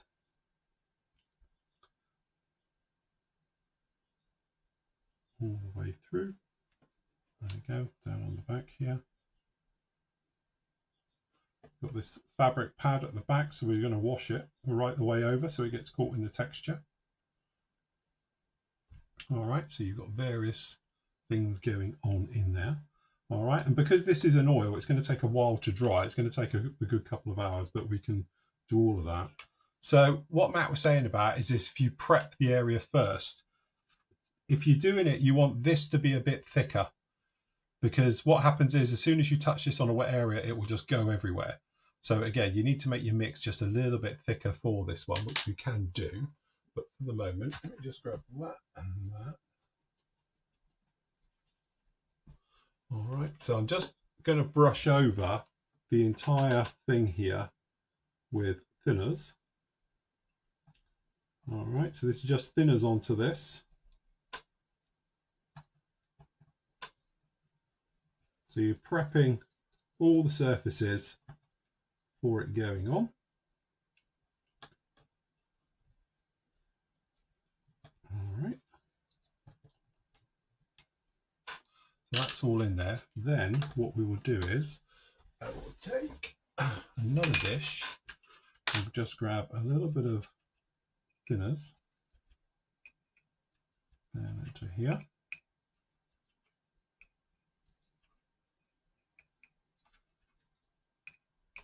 And we're just going to thicken this just a little bit.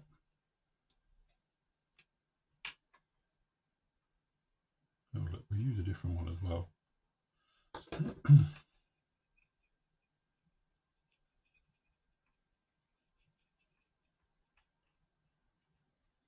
Let's grab a little bit more of this into here.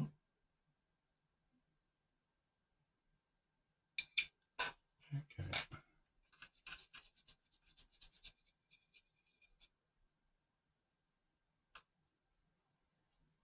And there you go. We'll go to a smaller brush because we want to be a little bit more delicate on this. A little bit thicker. So this is the Starship Filth. Doesn't separate as much as the other one, and this one's got a funny hue to it, but it's a good funny hue. So again, same thing is down in here. We can actually just do various ones, but you'll notice it all flows a lot nicer. Again, we're just going over the rivet heads because it will cling to it nicely. And again, we will do it just around some of these mechanical bits. A little bit down in here because it's gnarly. You got mechanical bits, so I'm assuming it would have bits down in there as well. A little bit of something going down in there. And again, just going to pop it over those rivet heads, and we'll be a little bit more targeted just down in around the edges on this one. So again, so we're just causing artificial things over there, just down on there. And you can build up more layers if you wanted to. I'll just put a little splice on the edge. You guess what it is yet? Oh, can't do that joke anymore. All right.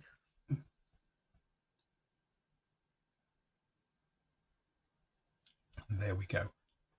Something like that, Matt, yeah? Yeah, you're just breaking the surface tension, aren't you? It just makes it flow better, the wash, that's all. Yeah. Again, because you've not put a clear coat on it, because I bet people are going to ask, why don't you just clear coat it, put a satin on it, or a gloss or whatever, because that's pretty matte surface, isn't it? But I think, you know, the joy of using an oil wash is it's low surface tension, basically. Yeah. You know, and that's why enamel washers are used. So you get that nice effect. I think as well with oils, you can get a lot more effects and staining than you can with an enamel wash. An enamel wash is a pin wash, but to me a pin wash is what, like I think I've said it in probably one of my videos, is probably one of the most powerful weathering steps you can do. Yeah, absolutely. It just makes things pop. Yes, it just, I think the difference is what it does, especially if you combine it with other things like dry brushing, it really makes everything sort of really pop, because again, we're talking that sort of makeup, aren't we? Stage makeup. So from a distance, you see the smallest of details where normally you wouldn't see them. They'd be lost in the, you know, the sort of the background of everything that's going on. So you're just bringing things to the forefront. So all of this riveting down in here, which as you're looking at there, you can't really see, but if you maneuver it in the light, suddenly you can see that riveting. What will happen when we do the dry brushing, that will all pop back up, because you will then see all the riveting because suddenly it's highlighted. So it gives you more depth as you're looking down on these things. But what we'll do is we will leave this to dry until this afternoon, and then we'll come back in with dry brushing, and then we'll come back in with pens and various things to pick out wiring and pencils and various things as well, to really bring it to life and make it all pop, you know. But again, the thing is with this, you do need to let it dry and not get too much on top of it, or the layers need to physically dry. Otherwise what happens is if you come along with and it's not dry, it'll interact with the one before it, and it just sort of goes to pot all over itself. So yes, just flick your other cam back on. Yeah. So right, you're basically dealing with light and shadows, aren't you? Really, that's what you're doing. You're enhancing the shadows and bringing up the light, so you've got that 3D effect. It's, you know, it's similar to fine artists, what they do. I would do it probably exactly the same as you, but you think about what you've just done there. You've lightened up the recess bits. Yes. And you've got darker highlights. Do you know what I mean? Yes. Technically, you should flip it so what you've lightened really should be the dark bits and the other way. But it don't kind of work in the 3D modeling bit very well, does it? Yeah. Do you know what I mean? But also a tip as well, if you are pin washing and stuff, this is a colour thing as well. You've got to go a lot lighter than the actual base colour you're using, because the pin washers and the effects you're going to put over will naturally darken it back, and then you will lose any contrast. And it is all about the contrast game, isn't it, when you're doing this sort of thing? Definitely. Yeah. So you really got to exaggerate it. Probably you know, you've dialed that back a little bit, where personally I would have left it. Yeah, you could have left it really, really contrasted, because I know then, you know, with the washers and everything else you're going to put on top, it will just pull it all back together, and you've still got a little bit of contrast. Because I don't think nothing worse than I've fell into this trap so many times, is you think I've really overdone it here, it's going to look awful. And then you put your washers on, you put your weathering on, and you've just lost it. Just goes, and it goes back to, well, why didn't I just really punch it and push it? Yes. And have a little bit of a leap of faith. But again, certain colours work better. Greens work well, browns work well, greys work well. When you get to dark blue, like what's it called, the US Air Force dark, you know, navy colour, the proper dark, you're struggling then, because you are, you could change it too much, the colour. It's a real balance to get that to look still the same as you want it to, but actually give it some contrast as well, because you're tempted just to go light, aren't you? A lot lighter, which then washes it out. You kind of lose the colour. So again, I think, like you say, the greens, the browns and the greys are probably the easiest colours to work with this sort of thing to get the effect you want. So yeah, I think again it's one of those things. A lot of it is personal choice, and I know down in chat somebody's saying, like User 41 saying, if you use oil wash with a varnish, it'd be better. I disagree completely. I think it works better on its own, because again, we're dealing with texture. So from my point of view, what I want it to do is the oil to cling to the micro surface around everything. Where if you had it as on a gloss surface, it's only going to shoot back to all the raised areas, because it will cling to various areas. I want this to be grubby, even on a flat bit. So again, you're causing it on a micro level. Just the big flat areas have got texture, and it's going to get caught into it. So it's naturally wearing everything together rather than specific. If I wanted to do bolt heads and you wanted to just do areas, then yeah, a gloss coat. But what I'm trying to achieve here is like a wheel well, which is like dirty and grimy all in there, all in one, rather than have to go round. And also I'm trying to show it in basically 3 steps. Paint it, pre-shade it, and oil wash it, gives us this, and then we're just going to dry brush it and then detail it, and that's it. So again, without having to do too much work, it's a quick, easy. I suppose this is very much the case of when I used to do the commission work. You can achieve something that looks really, really good with minimal work. And again, I suppose one of my, I wouldn't say bugbears, but one of my things is sometimes I see people and they take days to achieve that, because they're using hundreds of different techniques. And to me, it's like, why wouldn't you just go that, and that? I'm just trying to show you the simplest and quickest way to achieve something that looks really, really nice. But if you want to go through and do a million layers on it and pick out every rivet by hand, that's part of the hobby. You can do all of that. But I'm just simply saying, I'm trying to show you something just quick and easy and an effective way of using it. And as I said, the thing is with the hobby, obviously, YouTube's a classic one for it. There's thousands of different ways to achieve roughly the same thing. I'm just showing you one of a bag full of tricks that people use for this type of thing. Sorry, Andy, I'm going to have to argue back, not against you, against gloss coating using oils. It is a real unnecessary step, because the surface tension on oil paint is so different that you don't need to do it. If you pre-dampen it, like Phil did, it will then just run naturally into all the recesses. You won't have to. If you've got a nice glossy coat, like you say, all it will do, but it won't grip either. There's just nothing there for the oil to grip to. It hasn't got that that power to grip, basically.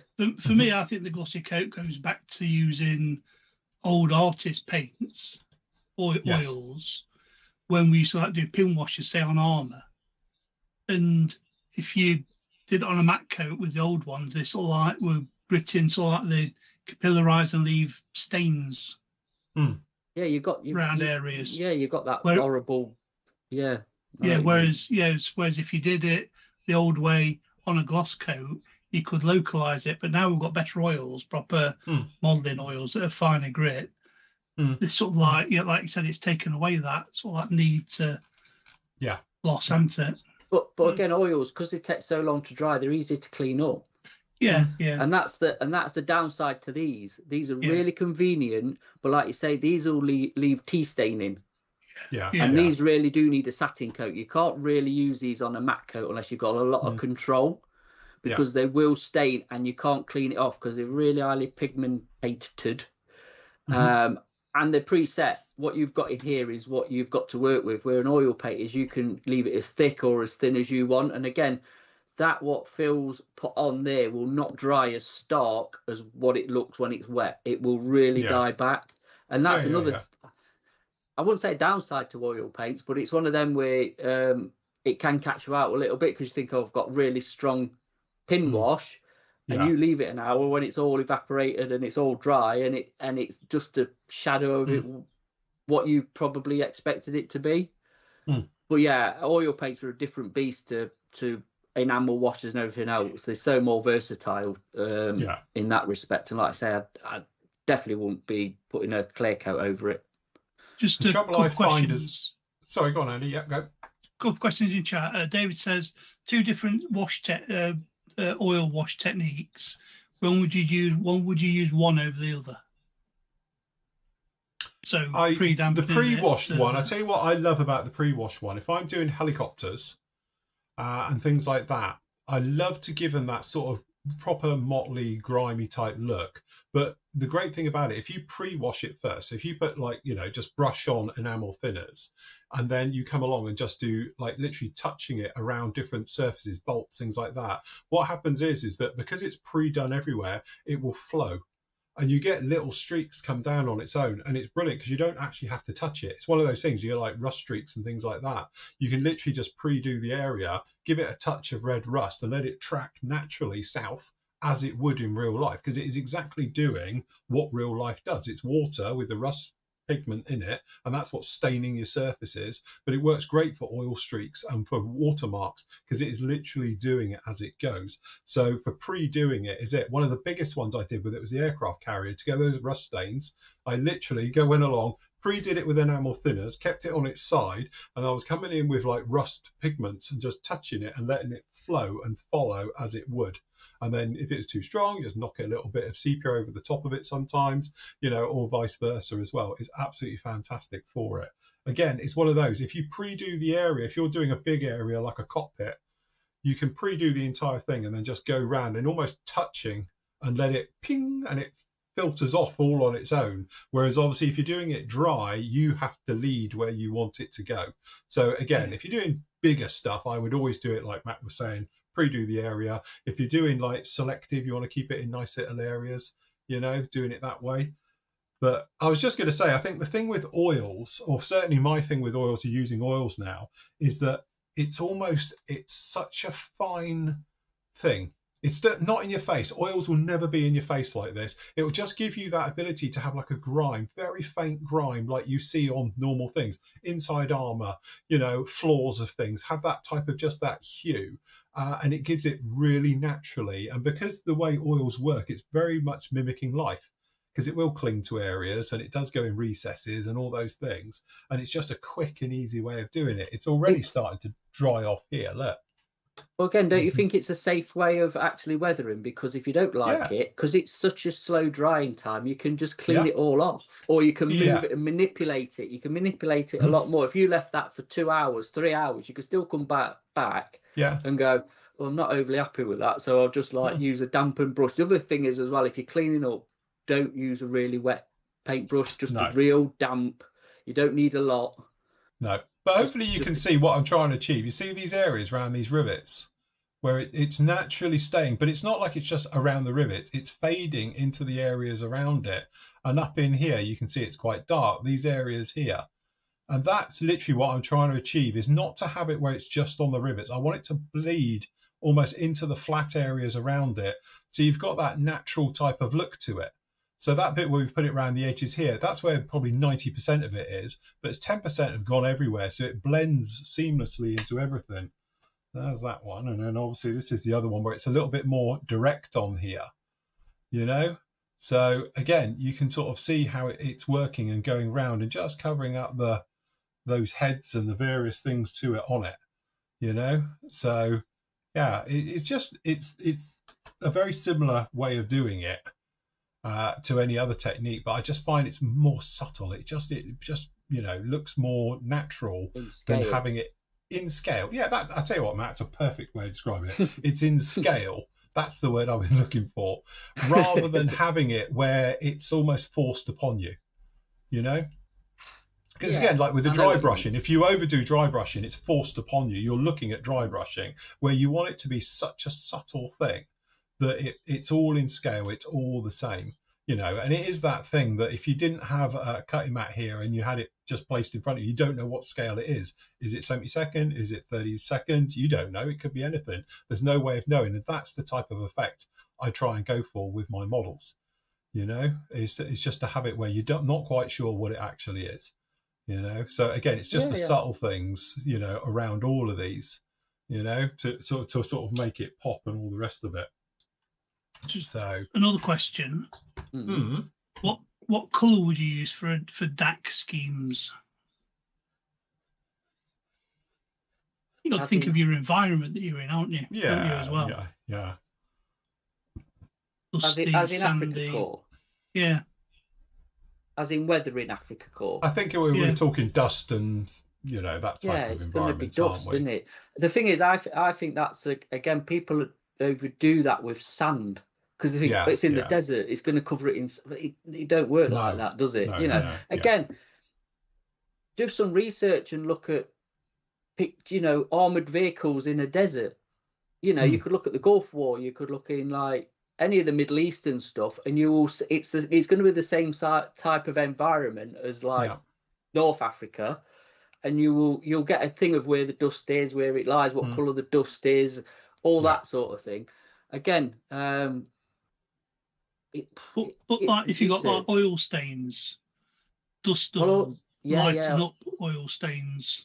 But again, if you still have oil stains, but they'll But again, you've got to think dust will cling to it, won't it? Because it's sticky. Yeah. So hydraulic, again, look at and reference. things like that. Yeah. Again, I think that's the thing where I think people go wrong is that when you come to sort of anything desert wise, and let's face it, there's lots of stuff going on with Afghan and stuff like that. First of all, you're quite correct. You need to do your research on the environment that vehicle's in, because the dust is dusty color. It's almost white, but people tend to always go with a yellow. But if you've ever been in those environments, you'll know full well, you start banging yourself, it's dust coming off of it. And again, if you're an Afghan, certain areas of Afghan, it's like walking on the freaking moon because it is such a fine dust. It's like pigment. It gets everywhere on everything. So it bleaches everything as well, just because it's got dust on it. But when you come along and you start adding environments such as like hydraulic oil and normal oil and things like that and grease and stuff, they're not dark anymore because it's been stuck on with all this dusty stuff. They go lighter. But people still maintain it's a black lines and all these things. And actually it goes the other way because they're actually lighter when things are stuck to them. So again, it's references. Look at your references. Get pictures of things in theatre and then go from there. Well, again, because it's probably going to be sand-coloured paint, that's where you'd actually don't, in my personal view, don't need a lot of contrast as in lightening it up, because obviously you're going to put white in it to lighten it. And then with dust is going to be lighter. You're going to lose the actual contrast of the weathering on it. Yeah. I will grab something out. Go on. Sorry, I was about to say I will grab something out of my cabinet where I've got the DAC armored car that I did the base for, and I'll bring it in this afternoon, and then I'll show that because it's on the desert base. So. Classic example is when I did this one last year. We did the old Apache. The weather and environment for this is in a real dusty one. This is an Afghan one, and it's proper dusty and all the rest of it. So that's what we went with. So again, we got the original color would almost be like almost a blacky color, but it would stick everywhere. It's going to stick to the big flat areas as well as everything else. And to be honest, all of this dark area you can see down in here was all with oils.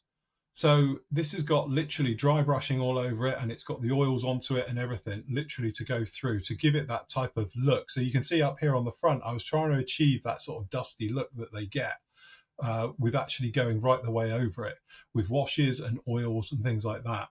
But again, other areas, so we've got the seam line down the bottom back here, and anything that's big, anything that's rivety has also got onto it. You can see in back here, again, with real big areas with that sort of dust effect. But that's all it was. As you say, the original colour is very, very dark. But by the time we finished with it, with all the weathering, it had gone right the way through, Don't you think that's a horrible colour to work with, the original Hello Drab? It's awful. That's it. It's an awful colour to work with.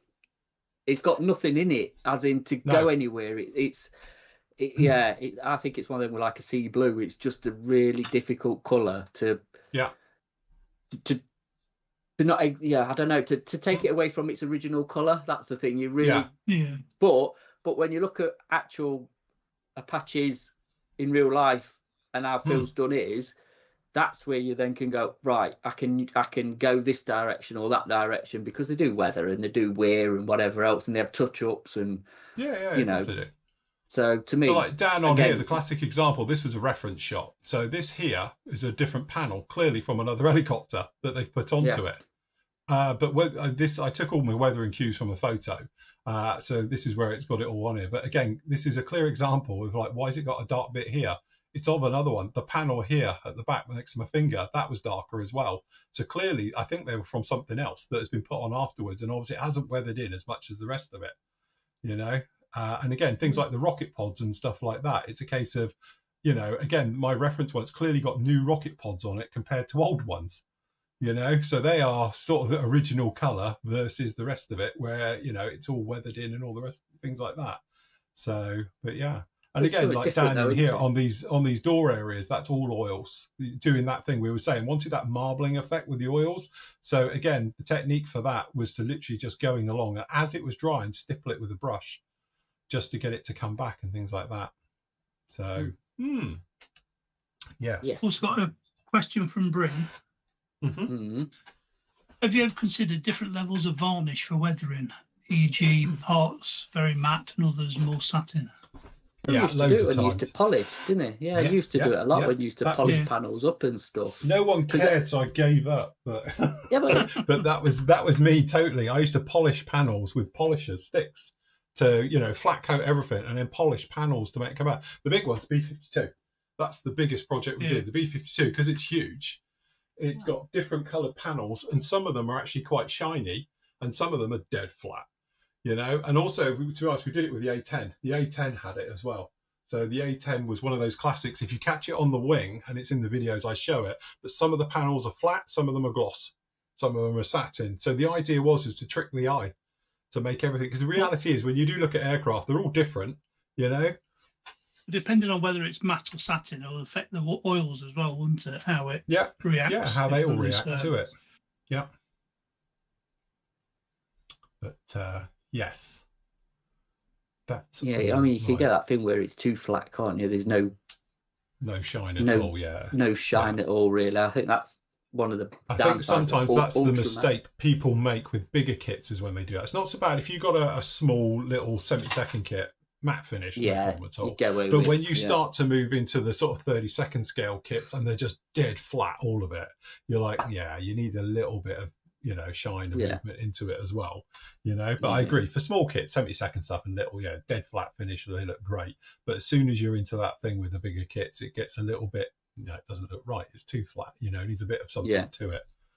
So definitely. Oh.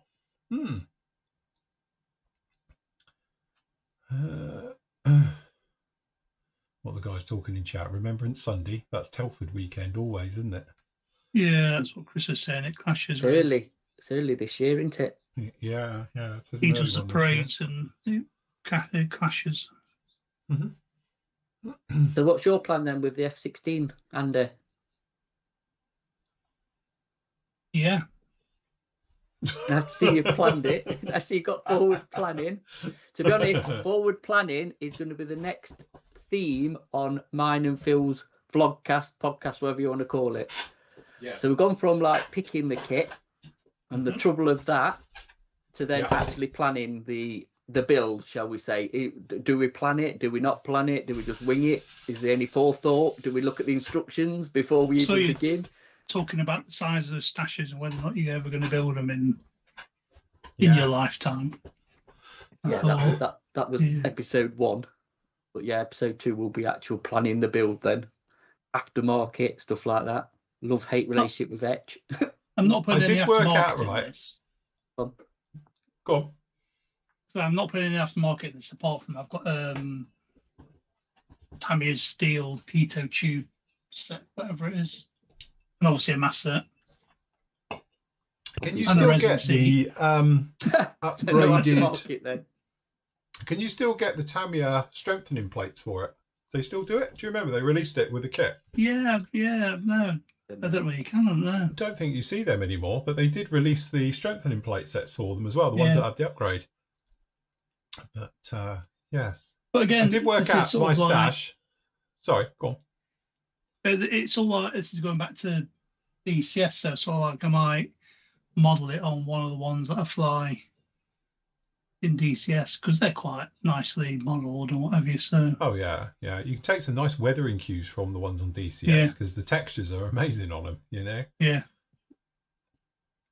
And you know they're quite accurate because DCS will call it out else, or the people who play DCS will go, "Oh, that's not realistic."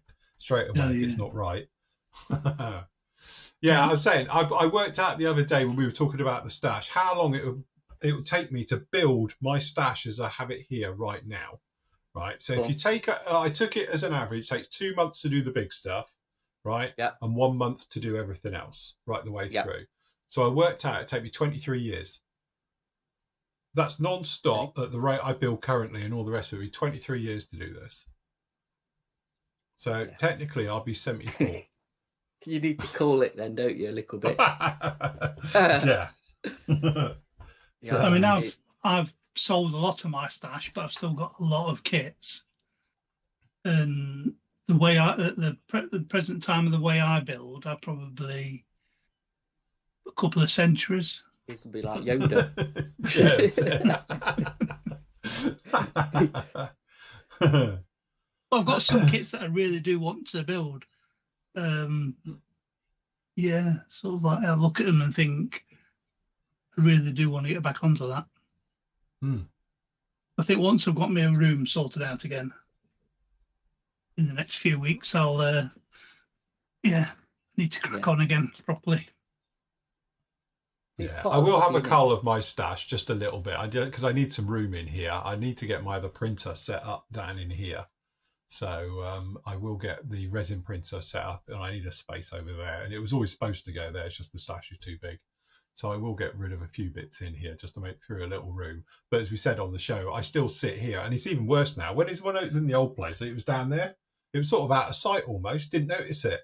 But now I look at it all the time, and I keep going, oh yeah, I've got to build that one day. Got to do that. Got to do that. You know, and all the rest of it. And it's like, yeah, just one of those ones. We've still got to do, Matt, is our cars. Yeah. What keep saying we're going to do it as a summer build. Yeah, the Tamiya ones. Yeah, I've got my Defender. Yeah, oh God, I know. Keep saying we're going to do it, but it's finding the time. But yeah. We've only owned them for 5 years. I was going to say we've had them for ages, but yeah, if not a bit longer. But yeah, I know what you mean. Do they still make all the stuff for it? I don't know about yours. Mine's okay. I don't know about yours. Yours is very rare. Funny enough, what made me think of it, there's a guy on YouTube who popped up on my thing and he's building the grasshopper. Do you remember that one? It was the budget one. Classic. Then you had the Hornet, but he's actually doing the grasshopper. Yeah. Yeah. Yes. Yeah, we should really do them, shouldn't we? Should do, really. Yeah. Another one to add to the list. Yes. Yeah, should do that. But I was actually looking at my stash because now it's been moved and it's out of its boxes. I was having a look the other day of what I can get rid of and sell, and I've pulled a few bits out. But then, like you say, you look at it and going, a lot of my personal stuff, not work stuff, is quite rare and hard to get or very expensive. Yeah. So I know if I get rid of it, it's either going to cost me an arm and a leg to get it again, or it's blooming hard to find. So I'm in that sort of, am I going to build it or not? But then if I get rid of it, I've done it before and called the stash and then thought, I regret getting rid of that. Do you know what I mean? So I'm in a real bit of a dilemma with some of it. But it has got to go. I have got to be ruthless and go, right, that's going and that is going, because I'll never get around to building it, or, you know, just got to let it go, ain't you, at some point? It is. Just to answer, hold on one sec, Andy, just 1 sec. He says, Alice is saying, why do we buy more kits than we can... Oh, he's just pulled it. He just literally deleted it as I was reading it. He's basically saying, why do we buy more kits than we could ever build? And I said, we covered this on the last podcast that me and Matt did. Yeah, poor link up. It's only plastic. To our vlogcast. Yeah, that's it. If you just go on to the thing, you can see it, but it's on the PM YouTube channel. For me, it's just a want thing rather than a need thing, and you just... Yeah, I want it, need it. Yeah. Yeah. It is. I know what you mean, Andy. It's that impulse buying, isn't it? Yeah, don't need it, but I think, that looks nice. The shiny thing. Yes. The new shiny toy. I do actually think as well, Phil's not as bad now because he can look at his stash. Yours quite hidden away, and mine's completely not in the same building. So you kind of get to, like,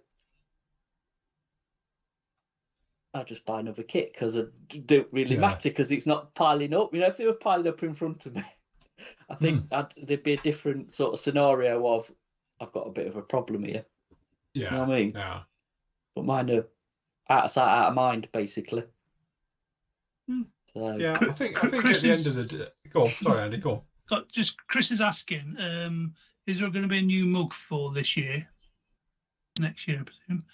And what's the chances of it getting it in time to take home to Oz in mid-November? To be honest with you, I've sort of run out of mug ideas because we had the 20th special black edition last year, wasn't it? So, yeah. and You obviously still we did one with the 26 on it instead of yeah, that's it.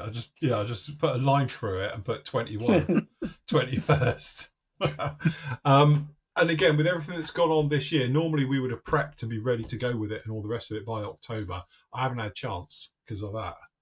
So I'm hopeful that, you know, I might get a bit of time back and all the rest of it. But we did do, don't forget, shameless plug, you could have this instead, which I'll quickly plug it because in case people haven't seen it. But you too could have, I'll just move these out of the way. We'll be back with these this afternoon, everybody. So make sure you're back this afternoon to see the conclusion. But we do these sets, which are just £22.50. All right. So in here, you are greeted. This is genuinely one because I just pulled it out of stock with this. So you will get 3 bottles of wash. All right. So you get those. You get the holder as well. So limited edition. You get that. You get the collector's card. You also get the tin tray, which is metal. It is magnetic. I haven't got anything with a magnet. But yeah, it is you pop a magnet onto it. It's great for holding your screws and all the rest of it. So you get one of them. And also you get the sticker, the giant sticker in the bottom as well. And you can have all of that. And it is available right now up on the store. So yes. And I'm not tight as well. That's not as exciting as a mug in a suitcase, worrying whether it's going to get stopped by Australian customs for taking illegal contraband into the country, isn't it? You will be. Yeah. You'll get done if you get caught trying to take a mug into Australia. So yeah, don't know. And he also says that his stash is too large, but it's an investment for the girls. Is it really? Mm-hmm. Yes. Yeah, don't fall into that trap. Don't kid yourself. Model kits are not an investment in any way, shape, or form. It does make me laugh sometimes, and I get it a lot because obviously of what I do here, but I get a lot of widows and partners message me saying my husband's died, I've got his stash, you know, and I've been approached by people who just offer me peanuts for it. And the sad truth is they are businesses that need to make money, so they're going to give you probably 25% of what it's worth because they've got to put VAT onto it. And then things. So these people think, oh, it's all right. When I die, love, you'll be fine. You've got all my stash. You can sell that off and pay millions for your cruise. Is a bit of a fib. It does say that it's got some willy-nilly kits. Yeah, some really rare kits now. So it's like when me and Matt were looking at it 8 years ago, weren't we? About stuff where you still got to pay the VAT on it. So you got to put 20% onto it. Yeah. And then you've got to make a profit, you know, and it's a second-hand item, so you can't charge full retail for it. And these people who think, oh, it's a rare kit, so it's worth a fortune, it's only worth it whoever's going to pay for it. So someone's got to list it and do all the legwork for it. So that's the trouble. You're right if you're selling it yourself. Hey, the con is it's already had its VAT paid on it, so why got to pay VAT again? That is. Don't start me on that one. I know, but it is a proper bugbear, isn't it? You like taxing a bit more. Do you know what I mean? So I'm having the same thing with my mum's pensions at the moment. That you're paying tax on pensions that have already been paid tax on, and then it goes into bank accounts to save, and then you're paying tax on your savings that's in the bank account. They've already paid tax on twice before. Welcome to Rip Off Britain, people. I think.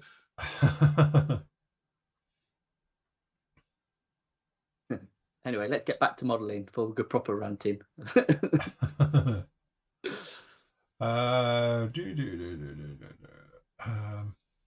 you go. Alistair's bought one. Good value for money. Don't forget, you can have a normal mug. We've got the normal mugs in there. They're on sale. They're only £8. So they're nice. Nice bargain. Get a mug. Have a mug. Get a mug. So, have a mug. Grant says, shush, Phil, my wife's in earshot. Grant's wife, his stash is worth nothing. Don't let him buy any more kits. John says next year's mug will be a Flory Girl pin-up without the airbrush and a karaoke mic instead. That'd be me. Yeah, pub singer supreme. Look, Bryn's off. Bryn's gone into work mode. Look, get your tax relief on your pension contributions on the way in. That's it. If you do need independent advice, please see Mr. Bryn Robinson for all your pension requirements. There you go. Yeah, because he's not got enough to do as it is. He's not working enough. I'll talk to you a week on Tuesday, Bryn. Yeah. On behalf of my mum. Yes. God. AK Interactive Paints. Any tips? Chris, you know about AK Interactive Paints. They're lacquers. Thin them more than you think. That's my biggest tip with AK paints. Unless he's using Gen 3s. Unless you're using Gen 3s. Then don't over thin them. But yeah, if you're using the lacquer ones, my biggest advice to people is that don't think it's Tamiya and go for a 50-50 mix, because it won't work. It doesn't like it. You can thin these to the point where I do it. If it's a brand new bottle of AK stuff, and I've done it many, many times, that obviously I take some out and I take a couple of mil out and we make up some paint. And then I'm a tip back guy. I can never tip it all back in the bottle because it won't fit. That's the trouble, because you thin it that much. So the standard coat for me will be 70% thinners, 30% paint with AKs. And then literally, if I'm doing any type of weathering, I'm nearer 85% thinners, because it's got fantastic coverage and the pigment's really, really strong. So it covers very, very well. But yeah, third gen's different story. Mark says he's working on the Wessex at the moment. It's a lovely kit. If you decided to give it a go, we will. Dirk, they've discontinued the jar range a long time ago. I'm just old school. I'm in the past. I've still got jars. I have got the new ones as well. Still the same paint though, isn't it? Yeah, it's the same paint. And to be honest, you get more in these, don't you? I think these are more. Aren't these? Whatever. Aren't they 15 mil? 15 mil. 15 mil. 17 you only get mil. 10 in the jars. And they're the same price. Yeah. So actually, you're better off in these, but still don't like them. I'm a jar man. Look, I was bred on Tamiya. The jars are better. The jars are just a better vessel to hold the paint. Yeah, and you can't shove one of them in a thing with a pipette on it, can you? No. Yeah, with the thing then they're good for jars and not for the other types. One of these, they fit them all. Look. Oh, fun. Have your paints in there, your washes, your thingies, and they all fit. Your little holders, it's fine. What about Airfix getting into mask sets? We've been talking about them doing this type of stuff for ages anyway, and we've spoken to Airfix themselves about it back in the past. And they always turn around and go, well, when you look at the cost of it, and now suddenly they've done one. So somebody had an epiphany. But I think they should charge an extra £5 for the kit and put them in the kits. Yeah. Should be standard. I'm not thinking with Airfix or anybody else. I think a mask set nowadays should be standard with all aircraft kits. Yeah. I don't think there's any excuse anymore for not putting them in. No. I'd rather pay a bit extra and have the mask set. They must be pence to make. They can't be, once you've got all the work to actually die cut them or whatever they do, how many of them can you actually go through to print off? Do you know what I mean? And yet, Edward's been doing it for how many years? They were started all this trend, really, didn't they? Would you say, Edward, with the mask sets? Yeah, of course. Yeah, I think they were the original, 20 odd years ago, I don't know, however old their mask sets are, because they did start with vinyl and then moved on to tape, didn't they? And it's took how long for the world to catch up with actually how useful a mask set is? Yeah. And all the other now companies that sprung up as well in between, Montex was probably another original one, weren't it? To be fair to Montex, I think they were another original mask set producer in the vinyl.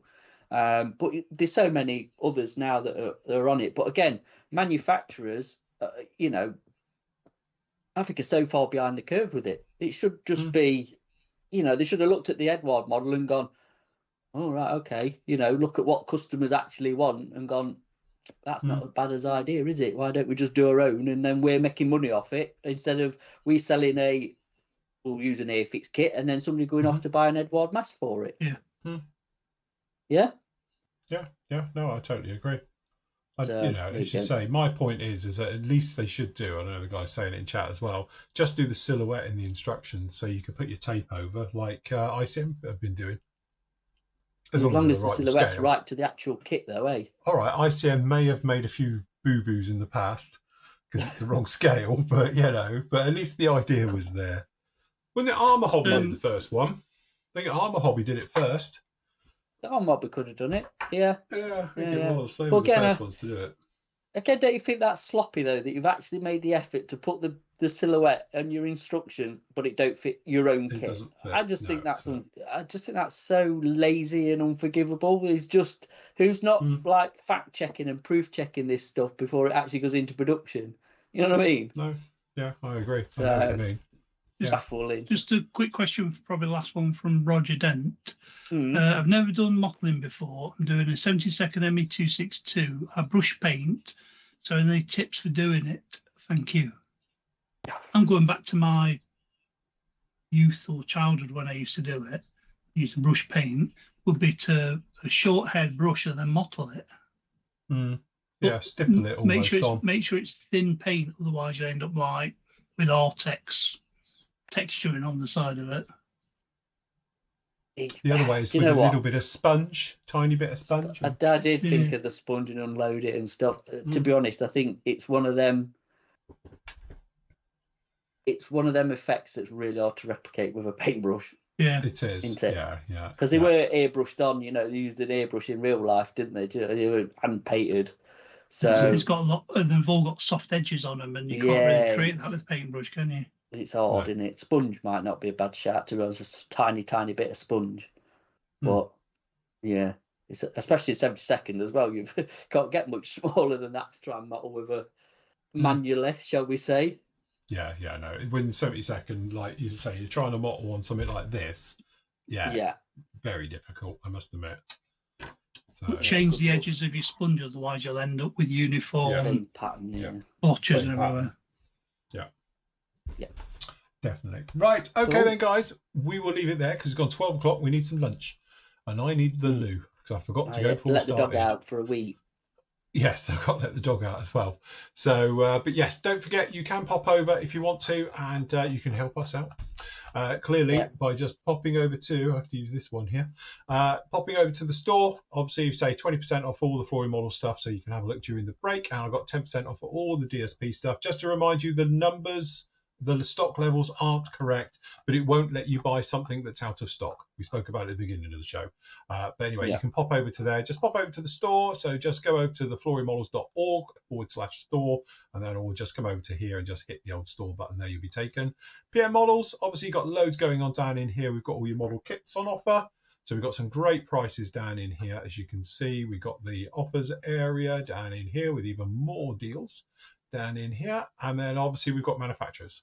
So if you want to pop over to Airfix, we've got all your Airfix kits down in here and a few of all the others as well. So down in here, we've got Airfix, Armour Hobby, Edard, Hobby 2000 and Tamiya Bits. All your paints, glues, sundries, tools, everything that we're using here today, well, almost, are down in here as well. So if you want to grab any of those ones, and don't forget, you get an extra 10% on all orders over 60, and probably all the mugs have gone by now, so I won't even mention that. I think they all went. Yeah, so, probably have actually. Yeah, they've probably all gone now. Anyway, we will leave it right there, guys. Thank you very much for joining us this morning. Join us this afternoon for our final part of Floryfrost 2025. I'll be finishing off this little thing, and obviously we'll be using the usual questions and chatting and stuff like that along the way as well. So if we're all done, gentlemen, we can get out of here. We will see you later, people. Happy modeling. Take care. Bye. Bye.